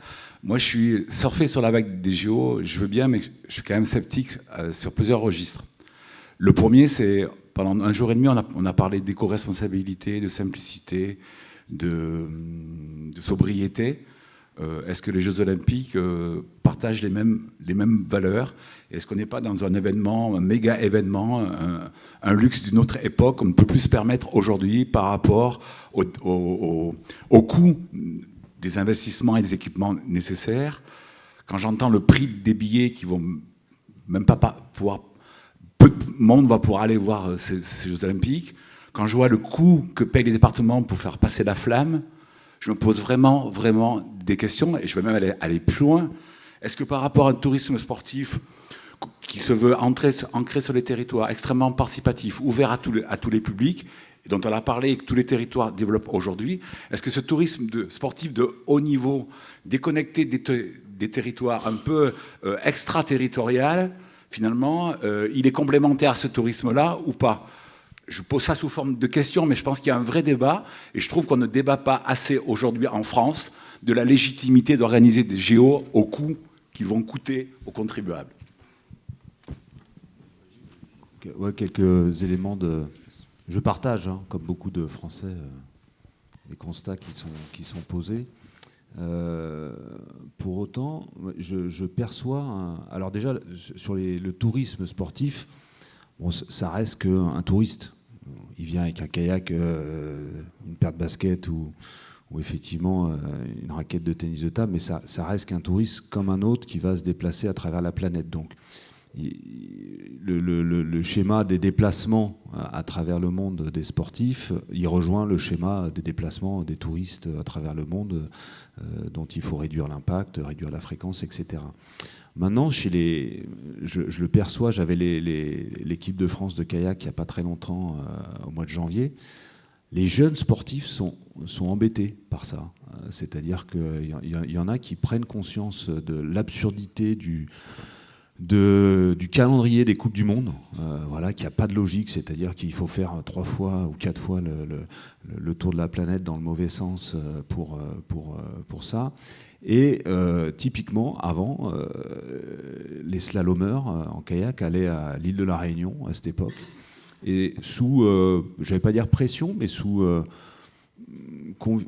conviction, enfin voilà, de discussions avec les entraîneurs, persuasion, ils ont dit mais nous on n'a pas envie d'aller à l'autre bout de la planète au mois de janvier. Il faut que tu nous trouves un centre en France qui est sympa, dans lequel on peut faire, et donc ils sont venus à Font-Romeu. Et donc le Covid nous a un peu aidé là-dessus aussi. Alors on a perdu quelques étrangers parce qu'ils ne pouvaient pas bouger, mais on a des Français, des équipes de France qui ont redécouvert les centres français.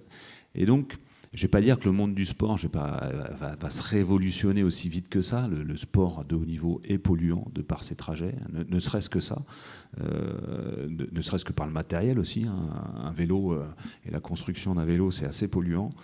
Mais il y a une réflexion qui s'amorce et il y a des changements qui peuvent s'opérer, notamment chez les jeunes générations de sportifs. Donc il faut rester optimiste. Je vais juste compléter sur le... Je te rejoins sur l'analyse, mais c'est une fois tous les 4 ans.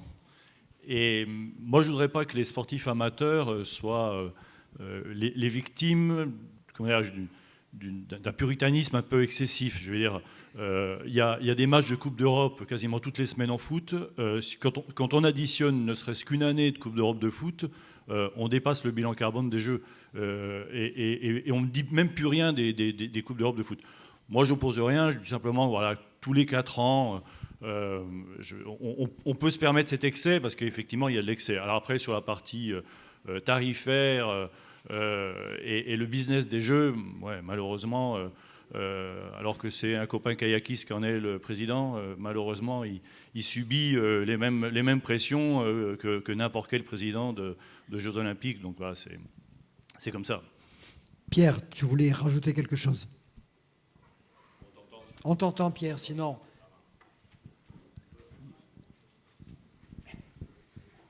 Oui, sur la question, je veux dire, je pense qu'on est tous d'accord pour dire qu'aujourd'hui, dans le sport, mais pas que, il y a quelques excès. Voilà. Bon. Par contre, quand on regarde ce que peuvent apporter les Jeux dans une activité touristique, facteur de développement, je reste intimement persuadé que pour donner l'accès au plus grand nombre, et il y a un cycle touristique, certains connaissent ce que j'ai mis en avant, c'est qu'on a toujours besoin d'une élite qui va tirer une masse. Et que les sportifs de haut niveau sont cette élite qui va permettre ensuite une démocratisation de l'activité et l'accès au plus grand nombre. Alors, je vais prendre un exemple qui était sur le ski. La Plagne réunissait tous les ans tous les sportifs, tous les champions olympiques, champions du monde, etc. pour un week-end de ski. Les 3/4 ne savaient pas skier. Ce n'est pas le problème. Sauf qu'après, monsieur et madame tout le monde, comme moi, allaient skier sur la piste de son sportif préféré, etc. Et ça génère de la valeur ajoutée. Donc, ça ne veut pas dire qu'ensuite, en tant que citoyen, etc., on réfléchisse sur la politique tarifaire, qu'on réfléchisse sur les excès du sport et qu'on s'engage contre ça. Mais par contre, il me semble que l'activité touristique a intérêt à utiliser les Jeux Olympiques pour générer de la valeur ajoutée sur les territoires. À elle de le faire après, et au territoire de le faire. Et le fameux héritage va passer par cet après-JO, j'allais dire, le travail reste à faire. Voilà, parce que les JO, en fait, c'est une machine qui est enclenchée. Je veux dire, hormis vous à Font-Romeu, vous avez un rôle à jouer, mais les autres, je veux dire, on peut faire quelque chose, mais on subit cette machine infernale. Par contre, après, il y a vraiment une capitalisation à faire, et ça ne remet pas en cause les excès qu'a soulevé Olivier, qui sont tout à fait justes. Mais j'allais dire, le monde du tourisme, j'ai rien contre, mais on pèse pas lourd face à ça. Voilà, c'est plutôt en tant que citoyen qu'on va peser un peu plus lourd. C'est vrai que Grenoble et Albertville, par exemple, sont toujours des villes olympiques. Elles capitalisent sur les villes olympiques et ça existe encore. Thomas Gasque, département du Gard. Juste une question. C'est combien de délégations juste en Occitanie? Parce que ça n'a pas été évoqué. On a entendu natation, je crois. Alors, à ce jour, on est en train de recruter. Ce que je peux vous dire, c'est qu'on est à 10 à 12 délégations à différencier. Donc, quand je dis délégation, ça peut être des délégations entières, multisports, mais ça peut être aussi simplement des disciplines. L'équipe, je vais dire, de Chine d'escrime vient par exemple se préparer à Tarbes et en ce moment même à Tarbes pour préparer les prochains championnats du monde. Donc, oui, c'est difficile à quantifier, mais aujourd'hui, on a entre 10 et 12 délégations étrangères, en plus des délégations françaises qui viennent se préparer sur différents sites, notamment aux 3 Creps, mais notamment aux Creps de Font-Romeu. Oui, allez-y. Oui, donc Sylvie Villedieu, département de l'Hérault. Je souhaitais rebondir sur l'anecdote qu'Antoine a évoquée par rapport à la natation et au savoir nager, sur le rôle des fédérations, justement, sur les activités de pleine nature. Bon, mis à part des fédérations référente comme celle de la randonnée pédestre. Mais bon, sur ces activités de natation ou même du trail, le rôle de ces fédés d'athlétisme, le rôle de cette fédé de natation sur les activités de pleine nature, c'est quand même une grande question parce que sur le savoir nager, ben voilà, on voit bien avec le coup du Covid que les piscines, nous, le département de l'Hérault, on s'est posé cette question. On sait pertinemment qu'on a 20 à 30% de 6e ou de CM2 qui n'apprendront pas à nager. Et on n'a pas les possibilités de... Enfin voilà, c'est d'autres investissements, bon, il y a des choix politiques qui se font, mais quid de la réflexion nationale des fédérations là-dessus? Et je pense que sur les sports de nature, on en a besoin. Il y a l'escalade, même si on en parle beaucoup pour d'autres questions, il y a la natation, il y a le trail, bon voilà. C'est des choses sur lesquelles on souhaiterait... vraiment, enfin, pour moi, pour la collectivité départementale, on a besoin de ces fédérations. Si elles disparaissent aussi à un moment donné, voilà. Mais on peut pas elles ne peuvent pas non plus cantonner qu'on travaille sur le haut niveau et sur la compétition. Il faudrait aussi qu'elles travaillent aussi sur l'accompagnement du développement territorial.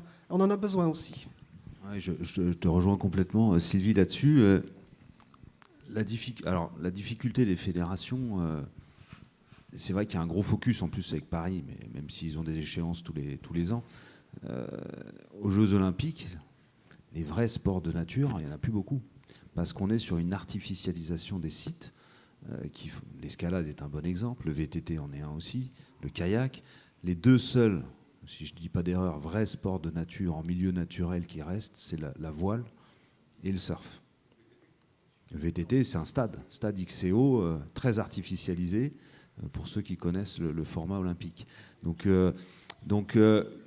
elles sont dans des préoccupations effectivement d'aménagement et d'infrastructure et d'équipement, et ça a été dit, c'est souvent le haut niveau qui va tirer le reste de la pratique, qui est sur l'artificiel, l'équipement. Et c'est vrai qu'il y a un virage à prendre. C'est là que je disais que c'est un peu timide, et que même s'il y a une vision, l'ambition et les moyens restent très tradis, et c'est qu'il faut prendre d'autres axes, d'autres biais, d'autres choses. Les territoires ont un rôle à jouer évidemment. Et la dernière chose, c'est que changer de modèle, ou en tout cas le faire évoluer, ça ne veut pas dire que tout ce qui est fait à l'heure actuelle est à jeter. Et je pense que trop souvent, on a trop demandé aux fédérations, justement, d'être présentes partout. Je pense que les fédérations, elles font leur rôle de structuration des clubs, du haut niveau, de la formation des éducateurs, tout ça, mais elles ne pourront pas tout faire, elles ne peuvent pas tout faire. Et c'est vrai que c'est là que les territoires, les départements, les collectivités, etc., prennent le relais. Mais il faut collectivement, en dialogue avec eux, arriver à leur tirer la manche là, pour leur dire comment on bosse sur la natation en plein air, quoi. Et ce ne sera pas leur sujet prioritaire, ça c'est vrai, pour le moment en tout cas. Autre question? Bien, Béjean. Ah, pardon. Excusez-moi, je ne vous ai pas vu. En complément de ce qui vient d'être dit par Sylvie, département, je reviens sur l'échelon départemental. Moi, sans une fédération sportive délégataire d'une activité, je ne sais pas comment je développe une activité sans cahier des charges techniques, sans référentiel, et même parfois, même avec ces référentiels, même avec ces cahiers des charges, on a beaucoup de mal à développer une offre qui soit en relation avec ce qui est dit par ailleurs de développement territorial et qui ne soit pas, je vais dire, activité centrée. Donc il y a une vraie problématique et on le lève à la fin de la discussion. Je reviens sur le premier slogan et le fil conducteur, l'espace naturel avant les activités. Qui de l'œuf ou de la poule, on y revient tout le temps, le développement territorial, l'infrastructure, l'élite qui tire, qui va où. Là, on est revenu sur un sujet vraiment central de si on n'a pas la délégation de ces activités des territoires, on a beaucoup de mal à développer. Voilà, juste pour terminer. Merci. Autre question, j'essaye de voir s'il y a des mains qui se lèvent. Voilà, écoutez, on continue à respecter nos horaires. Jean, il est à peine midi passé. Donc, comme on le voit, 12h, 12h15, synthèse par Jean Pinard, je te passe la parole avec plaisir et gourmandise. Merci. Alors, je me mets là parce que j'avais prévu un petit support. J'ai travaillé cette année. Je me suis dit que plutôt que de venir avec mes notes brouillonnes, je viendrai avec quelques images. Alors, je sais pas. Tu avais une barre de granit à un livre l'an dernier. Oui, exactement. J'avais griffonné, mais voilà. Donc, je ne sais pas qui a mon support qui s'appelle tout simplement Mio, qui était mis sur la clé USB parce que je voulais donc partager avec vous quelques alors, je ne sais pas si c'est l'élément de conclusion, mais en tout cas, quelques réflexions personnelles par rapport à ce qui a été dit pendant ces 2 jours, et puis vous donner quelques informations sur l'action du CRT, sur au moins 3 sujets prioritaires que sont l'Occitanie Rail Tour, le futur salon Oxygène sur lequel un certain nombre d'entre vous seront peut-être présents à Toulouse, et puis le lancement d'un fonds de mécénat qui aura pour objet d'accompagner les plus précaires à la pratique d'activités de loisirs et j'espère à la pratique d'activités de pleine nature. Alors je ne sais pas si... ça arrive ? Voilà. Alors, j'ai compté tout à l'heure, on était encore 119 dans la salle, donc vous êtes tous des finishers. Et je me suis dit, si on veut passer à la diapo suivante, parce que je pense qu'il faut...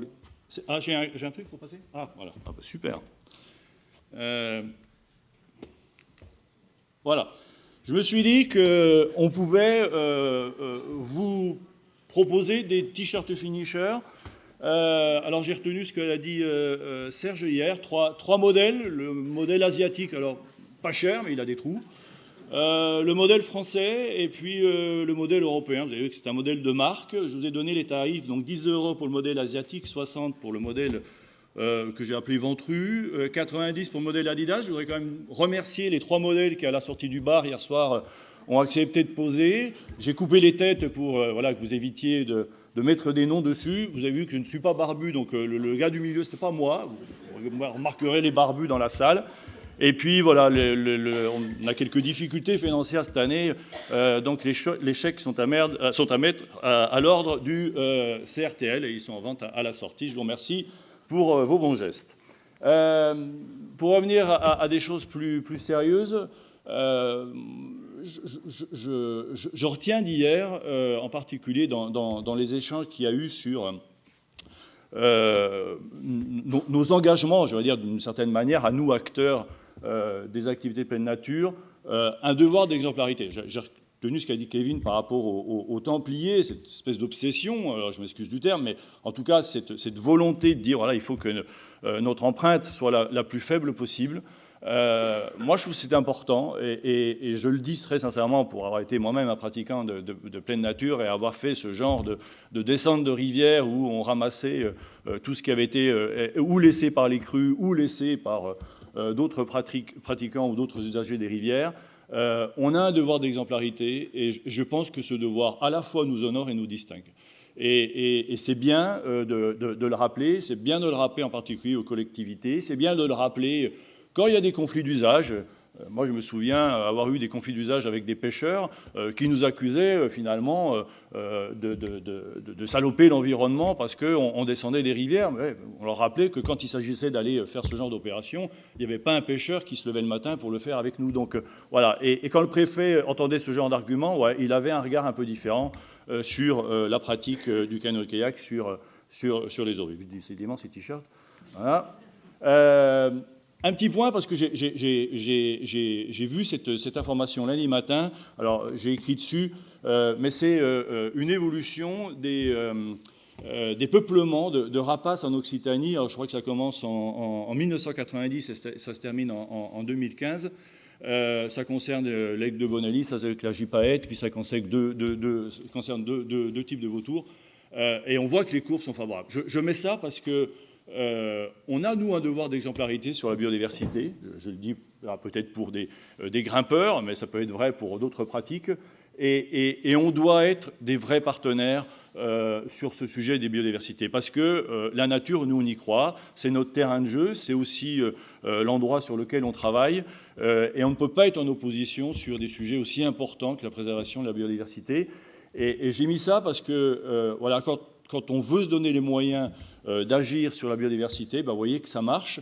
Et il faut qu'on soit tous convaincus que nous sommes des partenaires sur le sujet de l'environnement et pas des opposants, quand bien même, de temps en temps. Oui, c'est vrai, il y a des conflits d'usage liés peut-être à des problèmes de fréquentation, mais j'y reviendrai tout à l'heure.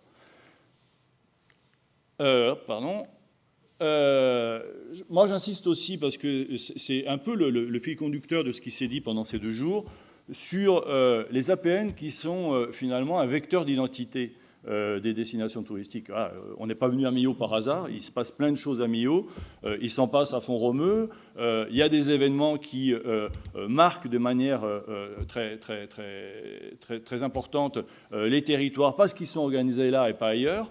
Et ça, je pense que c'est une chance. Et je rejoins ce qu'a dit Pierre Torrent tout à l'heure sur le fait que voilà, on ne pose pas une activité de pleine nature comme ça en disant débrouillez-vous.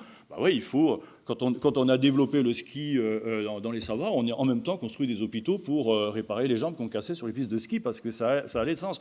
Donc on a besoin de restaurants parce que quand bien même on fait de la randonnée au pâte au gaz, on ne mange pas que des ures sous les sapins. Voilà, on a aussi besoin de se restaurer quand on a fini. Donc c'est un facteur d'identité, et l'identité, pour moi, c'est le facteur X de l'attractivité. C'est ce qui construit l'attractivité des territoires. Et nous, acteurs du tourisme, il faut qu'on soit absolument persuadés que l'identité concourt à l'attractivité et qu'on a besoin de construire cette identité. Moi, j'ai vu dans l'hôtel dans lequel j'étais des chambres décorées avec des photos de Millau. Voilà, je trouve ça bien. Le petit déjeuner ce matin, je ne l'ai pas pris devant BFM, mais devant des super films de l'Aveyron. Voilà, tout ça, ça compte. Et je vous ai mis cette image-là parce que je ne sais pas si vous l'avez vu, mais c'est Toblerone. Les Américains qui sont propriétaires, je ne sais plus, c'est pas Nestlé, mais qui sont propriétaires de Toblerone, ont décidé de délocaliser la fabrique de Toblerone, qui était jusqu'à maintenant en Suisse et qui est partie en Slovénie. Et les Suisses, ils sont un peu malins et ils sont plutôt accros au sujet de l'identité. Ils ont dit, tiens, puisque vous êtes partis, vous n'aurez plus le droit de mettre l'image du Cervin sur la tablette de Toblerone. Voilà, je trouve que l'image est intéressante et que ça nous renvoie donc à nos enjeux d'identité et au fait que l'identité, ce n'est pas un concept qui se vend et qui se délocalise comme on pourrait délocaliser une pratique, une fabrication de chocolat. Sur le côté des événements, et parce qu'on est le 8 mars et parce que c'est la journée des droits de la femme, je voudrais remettre cette photo du bateau de la Banque Populaire qui, vous le savez, sponsor de Clotilde Kremer, qui est une voileuse qui a fait le Vendée Globe et qui devait refaire le Vendée Globe. Et pour cause de maternité, la Banque Populaire s'est rendue on ne peut plus impopulaire en lui disant non, moi je ne serai plus ton sponsor. Alors c'est un petit clin d'œil en cette journée du 8 mars parce que finalement les APN renvoient aussi aux droits de la femme, et une maternité, quand on veut participer à une compétition, ça ne doit pas être un truc qui fait fuir les sponsors parce que c'est pas tout à fait normal. Et je pense que la Banque Populaire a pris ce qui suffisait dans les dents pour ne pas recommencer. En tout cas, je l'espère. Il y a eu la question qui a été posée du poids économique des APN. Moi, je pense que c'est important. Alors, c'est un sujet qui revient souvent. Je crois que c'est ma collègue Catherine de l'Aveyron qui l'a posé hier. Il faut qu'on s'y colle. Je rajouterais d'ailleurs qu'on pourrait, si on fait ce travail auprès de l'ensemble des prestataires, on pourrait rajouter l'évaluation des retombées économiques de tous les événements. Hier, l'adjoint au maire de Millau a rappelé les grands événements qui allaient être accueillis ici à Millau. Je pense que c'est bien. J'ai rajouté, sans tomber dans la justification, parce qu'on a l'impression que c'est toujours comme ça qu'on nous pose des problèmes. C'est les APN, combien de divisions? Bon, il faudrait qu'on arrive à changer de regard et considérer, oui, que ça pèse en termes d'emploi, ça pèse en termes d'économie. Je ne sais plus avec qui on en discutait hier. Voilà, à Saint-Énime, il y a un collège. Est-ce que le collège, il va rester s'il n'y a pas d'activité de pleine nature dans les gorges du Tarn et principalement à Saint-Énime? Donc c'est aussi des sujets qu'on doit prendre en considération, et je pense que le CRT fera quelques propositions sur ce sujet aux côtés des ADT et des offices de tourisme pour nous engager dans la mesure du poids des APN. Il y a le sujet de l'acculturation, la formation des nouvelles générations. Alors moi, je pense que c'est important. Alors j'ai vu tout à l'heure Georges, voilà, qui représente l'UNAT, qui est un sujet qui l'intéresse autant que nous, mais il y a un travail de fond. C'est compliqué d'encourager des enseignants à sortir de l'école. Alors, ce n'est pas tant les enseignants, d'ailleurs, qu'il faudrait convaincre, c'est plutôt les inspecteurs qui mettent des règles grandes comme ça, en disant vous n'avez pas le droit de faire ça, il faudra mettre 25 moniteurs pour 3 gamins. Enfin bon, il faut des règles de sécurité, c'est évident, mais il faut qu'on encourage les enseignants à sortir de l'école et les convaincre des bienfaits de la pratique d'activités de pleine nature pour des enfants, à la fois pour une pratique sportive, mais à la fois pour une acculturation aux enjeux de l'environnement, parce qu'après tout, on ne protège que ce qu'on connaît, donc c'est important. Et je le mets en raisonnement, un sujet, moi, qui me tient à cœur et qui m'a encouragé auprès du président à rajouter le L à comité régional de tourisme et qui renvoie au loisir. Il y a un débat que je trouve, moi, assez intéressant, même s'il peut être posé de manière un peu binaire, mais qui nous interpelle sur l'usage du temps libre. Voilà, on a de plus en plus de temps libre, et c'est plutôt une bonne chose, même si malheureusement on va devoir travailler 2 ans de plus. Mais en tout cas, il y a un temps libre qui s'est développé en opposition au temps contraint qui était le temps de travail.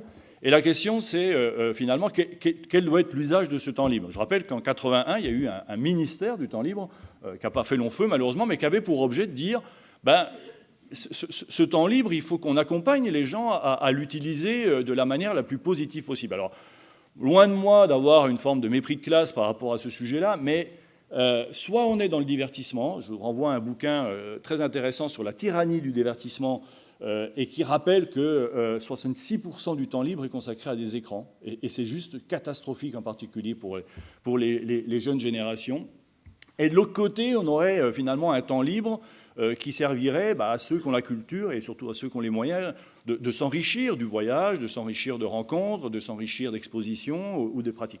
Voilà, ce débat-là, je pense que des structures comme les nôtres, alors peut-être plus les collectivités que des organismes de gestion de destination, mais ce débat-là, il faut qu'on le pose, il faut qu'on l'ait en tête, parce que c'est un vrai sujet. Voilà, le sujet de l'obésité, le sujet de gens qui restent chez eux, parce que finalement, il y a des acteurs du secteur du loisir qui sont nos concurrents, il faut le dire comme ça, qui ont compris tout l'intérêt de vendre des films et de vendre des abonnements pour que les gens restent chez eux, qui nous font concurrence, parce que nous, notre business, il commence au moment où les gens ont fermé la porte de chez eux pour aller faire autre chose. S'ils ne la ferment pas parce qu'ils sont enfermés à l'intérieur, ça ne marchera pas. Donc ce sujet du divertissement qu'on opposerait à l'enrichissement, il est, je pense, très important. Ça sera peut-être le sujet l'année prochaine, mais je le redis, il ne faut pas qu'il y ait une mépris classe, il ne faut pas qu'il y ait une vision trop déterministe du sujet. La réalité, c'est que pendant les 4 dernières semaines, il y a 8% des Français qui sont allés faire du ski, et puis les autres, il y en a qui en faisaient derrière leur PlayStation de ski, et que ce n'est pas tout à fait la vision que nous avons, nous, quand il s'agit de défendre les activités de pleine nature. Voilà. Ensuite, 3 informations, pour ne pas être trop long, sur l'activité du CRT. On lance au tout début du printemps l'Occitanie Ride Tour. J'espère que vous en avez entendu parler. Je vais faire très vite sur la présentation de l'Occitanie Ride Tour. C'est un produit touristique qui s'achète 10 € par jour et qui vous donne un accès illimité à toutes les lignes de train que nous avons renommées, que nous avons remarketées, si je puis dire. Vous avez la ligne des Pyrénées, vous avez la ligne du Larzac, vous avez la ligne de l'Aubrac, la ligne des Cévennes, la ligne du canal du Midi. Voilà, on a voulu leur donner une évocation touristique. Et vous voyez que cette carte-là, c'est la même que celle du réseau TER, sauf que ce n'est pas une carte de TER de SNCF. Voilà, c'est une carte à vocation touristique auquel on a rajouté une trentaine de lignes de car, parce que là où ne va pas le train, le car y va. Je voudrais ici dire que moi je souhaiterais qu'on démystifie le mythe du dernier kilomètre. Je ne dis pas qu'il n'existe pas, mais pour avoir pratiqué l'interrail en des temps très anciens maintenant, on partait sans guide, on partait sans téléphone, et puis on acceptait de faire 5 bornes avec un sac à dos s'il fallait aller visiter quelque chose qui était à 5 km. Donc il faut un peu démystifier ce sujet du dernier kilomètre. En tout cas, on a développé derrière cette réflexion de l'Occitanie Ride Tour tout un travail qui nous a permis, avec des isochrones, de regarder où est-ce qu'était située telle ou telle activité, tel ou tel hébergement par rapport à la gare ou par rapport à l'arrêt de car. On a développé, alors excusez-moi, c'est flou parce que je fais une capture d'écran, je ne suis pas rentré bourré hier soir. C'est une capture d'écran de ce qu'on est en train de finir sur le site internet, qui va présenter toutes les lignes et puis qui va surtout présenter tout ce qu'on peut faire à partir d'une gare. On va présenter les lignes comme une ligne de métro, et puis quand vous cliquez sur une gare, celle de Millau par exemple, on vous dira tout ce que vous pouvez faire à Millau en termes d'activité et puis en termes d'hébergement. Et vous aurez même un moteur de recherche pour dire, voilà, j'habite à tel endroit, je veux faire du canoë ou du VTT, je clique sur le moteur de recherche, et ça vous dit les différentes lignes que vous pouvez prendre. Alors c'est l'exemple qui a été mis à côté, vous prenez la ligne des Pyrénées ou la ligne des Bastides, et on vous dit à quelle gare il faut descendre pour aller pratiquer ces activités. Et puis on a travaillé avec Michelin, qui est le leader des éditions touristiques et des cartes touristiques, et qui, je précise quand même pour venir d'Auvergne, vient de réaliser son premier guide, non pas pour encourager les gens à prendre la voiture et user des pneus, mais pour présenter l'Occitanie Rail Tour, et donc présenter je crois qu'il y en a 17, les 17 lignes que nous avons nommées, qui sont présentées comme ça, et sur lesquelles on vous donnera toutes les informations pour voyager, avec des petites informations très pratiques, par exemple en bas, où se placer pour admirer le paysage, côté droit dans le sens de la marche après Tournemire, parce que ces informations, elles sont aussi importantes pour ceux qui ne connaissent pas et qui voyagent. Bon, je vous ai mis l'exemple de la ligne de l'Aubrac, et puis du descriptif qui a été écrit sur Mio. Alors ça, c'est pas nous qui le faisons, c'est Michelin en tant qu'éditeur. On aura des temps de formation. Moi, j'aimerais qu'on fasse un MOOC pour présenter l'Occitanie Rail Tour, puis surtout pour encourager le plus grand nombre d'entre vous à y faire référence et puis à en faire la promotion. 10 € par jour, par personne, sans condition d'âge, toute l'année. Et voilà, nous, on cherche des partenaires. On a, hier, quelqu'un d'En Immersion prenait la parole. Voilà, on espère qu'En Immersion va faire des micro-séjours à partir de l'Occitanie Rail Tour. Ça s'adresse aussi bien à des touristes qu'à des habitants. Il y a des fois où on sera en concurrence avec des tarifs plus généreux que les 10 €, puisque vous savez qu'il y a des week-ends à 1 € qu'on est d'ailleurs en train de thématiser. Donc on aura des week-ends pleine nature que nous allons thématiser avec la SNCF. Et puis voilà, tout ce que nous aurons fait pour l'Occitanie Rail Tour servira aussi aux habitants pour se déplacer. Et j'espère qu'on réinvente une mobilité qui en prend en considération tout ce besoin de service et ce besoin d'information. L'autre information que je voulais donner pour ne pas être trop long, c'est le salon Oxygène. Alors, Oxygène est en train de venir, en tout cas je l'espère, et la présidente de région devrait en dire un mot, la marque qui regroupe finalement toute l'intervention régionale en faveur des activités de loisirs, en faveur de la mobilité. Ça va du billet de train 1 €, en passant par l'aide au premier départ, la carte Oxygène et maintenant le salon Oxygène. Alors ce n'est pas le CRT qui l'organise, c'est JL Events qui l'organise à Toulouse. Très orienté loisirs. L'idée, c'est de présenter toutes les activités qui existent en Occitanie pour justement sortir de chez soi. Alors peut-être un certain nombre d'entre vous seront présents, y compris sur le stand du CRT. Et je vous ai mis en bas une référence au cockpit, le collectif occitan pour l'innovation touristique. C'est un rendez-vous qui aura lieu le 31 matin, donc pendant le salon, que nous organisons avec l'Open Lab de Nîmes et qui a pour objet de venir de débattre entre nous, entre acteurs du sujet de l'innovation, je crois que c'est Olivier qui l'a dit tout à l'heure, en évitant de considérer que l'innovation, ça serait de la techno sur de l'ancien. Voilà. Nous, on voudrait poser le sujet de l'innovation en termes de services, principalement. On a vu quelques exemples tout à l'heure. Je pense que le guide Michelin, en soi, est innovant par rapport aux services qu'il est capable de rendre. Donc, vous êtes tous invités le 31, je crois que c'est à 10h, 9h30, au MIT à Toulouse pour participer au cockpit, et on va faire partir les invitations. Et là encore, le 31, nous lancerons le fonds de mécénat qui s'appelle lui aussi Oxygène, un fonds de mécénat régional qui aura pour objet d'accompagner les publics les plus précaires à la pratique d'activités de loisirs. On va le faire en support de la carte Oxygène qui est donc monétisée par la région et un certain nombre de départements, dont le département du Gard d'ailleurs. Et qui permet donc à des familles, selon des quotients familiaux, de bénéficier d'une monétisation de la part de la région qui peut se monter jusqu'à 200 €. Et on a vu combien les activités de pleine nature étaient consommées par les bénéficiaires de ces cartes. Et puis on aimerait aussi, à travers ce fonds, être en capacité de faire des appels à projets auprès d'associations qui coordonnent des initiatives plus locales. Je pense au Secours Populaire, par exemple, qui chaque année essaye d'amener des enfants qui n'ont jamais vu la mer ou qui n'ont jamais vu la montagne sortir. Donc voilà, on aimerait que le fonds serve à ça. Donc c'est un fonds de mécénat qui permet aux entreprises de défiscaliser 60% de leur apport. On a 15 entreprises fondatrices qui seront présentes aux côtés de Carole Delga qui va lancer le fonds le 31. Et puis on fera un deuxième appel de fonds juste derrière, où chaque entreprise et chaque citoyen, puisque c'est vrai, c'est valable aussi pour les personnes physiques, pourront abonder.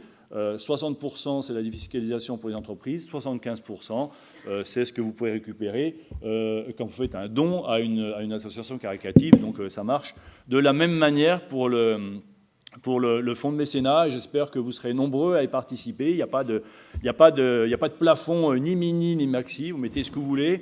Voilà, nous, ce qu'on souhaite, voilà, c'est être vraiment pointu sur le sujet, et puis voilà, considérer que les activités de loisirs font partie intégrante à la fois de l'économie touristique, et que les activités de loisirs, voilà, elles concourent au bien-être, elles concourent à la qualité de vie, et que sur ce sujet-là, l'Occitanie a beaucoup de choses à dire, et je pense que nous partageons ça. Voilà. Un dernier petit mot, et je vais peut-être laisser à Nawel quand même le temps de dire quelque chose. Alors, comme je n'avais pas une photo de toi, je t'ai mis en photo de dos, de retour en Ariège, et puis je commenterai les deux autres photos quand tu auras dit ce que tu voulais dire sur ces journées. Je te laisse la parole peut-être, et puis je reviendrai sur la photo. Je te remercie. Je pense qu'il fera un peu plus sombre après la réunion du Club Trail. Juste une phrase. Au vu de la qualité des échanges qu'il y a eu et la qualité des débats, je suis très confiant sur le futur des APN en Occitanie, malgré les réalités de la société actuelle. Donc c'était un grand plaisir d'être le parrain de cette édition. Eh bien, écoute, c'est nous qui te remercions. On te souhaite en tout cas bon retour, et surtout, sois prudent sur les routes. Voilà, c'est la fin. Alors, vous savez que chaque fois qu'on organise un événement, il y a toujours plein de gens qui, en amont et pendant l'événement, ont participé. Donc, moi, je voudrais remercier l'Office du tourisme de Millau et son directeur Fred. Alors, je vais vous demander de venir parce que vous étiez derrière le bar, vous étiez derrière le comptoir, vous êtes là-haut. Donc, voilà, je vais vous demander de descendre parce que, voilà.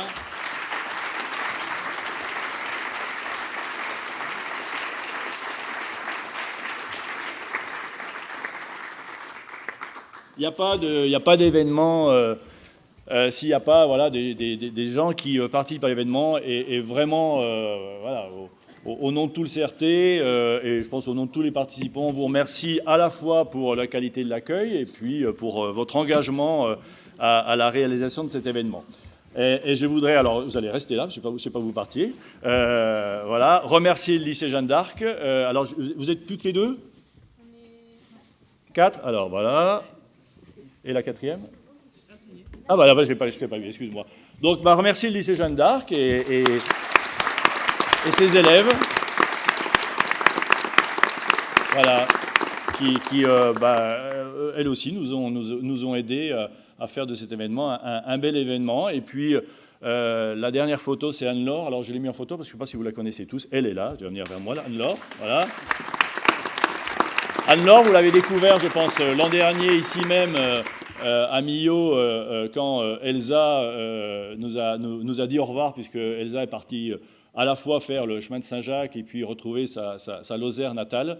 Et on avait dit à Anne-Laure, tu vas voir, il faut faire des journées de Millau un événement extraordinaire. Voilà, je pense que non seulement tu as relevé le défi, mais je pense que tout le monde aura apprécié ces journées, à la fois sur le choix des intervenants, et puis à la fois sur, voilà, l'organisation générale. Et derrière Anne-Laure, voilà, je voudrais remercier tout le pôle marketing qui encadre Anne-Laure et puis qui a bien évidemment participé à ces journées. Et puis un dernier petit mot à toi, Serge. Voilà, bon, l'inusable Serge, parce que je sais que tu es encore allé courir ce matin à l'heure où je dormais. Hier soir, je crois aussi. Je te remercie. Alors nous, on se connaît depuis des années. On se connaît du temps de Giscard. Je vais vous dire, quand on dit ça, c'est l'impression que Giscard, on a l'impression, puisqu'on parle d'adaptation, on a toujours une photo. Moi, j'ai failli la mettre d'ailleurs, une photo de dinosaures. C'est pas pour Giscard, mais vous savez que les dinosaures ont disparu parce qu'ils n'ont pas su s'adapter au choc de la météorite qui les a fait disparaître. Donc ça fait longtemps qu'on se connaît côté Auvergne. Et ce qui m'impressionne toujours, c'est que quel que soit le sujet dont on parle, quelle que soit la personne qu'on invite pour discuter l'APN, tu connais le lieu, le sentier, le détour qu'il faut faire. Donc voilà, tu es parfait dans ce rôle, et je te remercie au nom de tout le monde pour avoir animé. Voilà. Donc, écoutez, à l'année prochaine.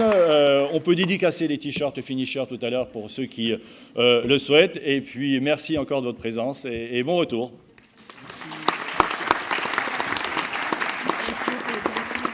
Ah, un petit mot pour le covoiturage. Ah bah, je vais te laisser. Je voulais juste vous dire merci à vous tous qui avez partagé votre voiture pour venir et qui allez partager votre voiture pour repartir dans vos territoires. Voilà.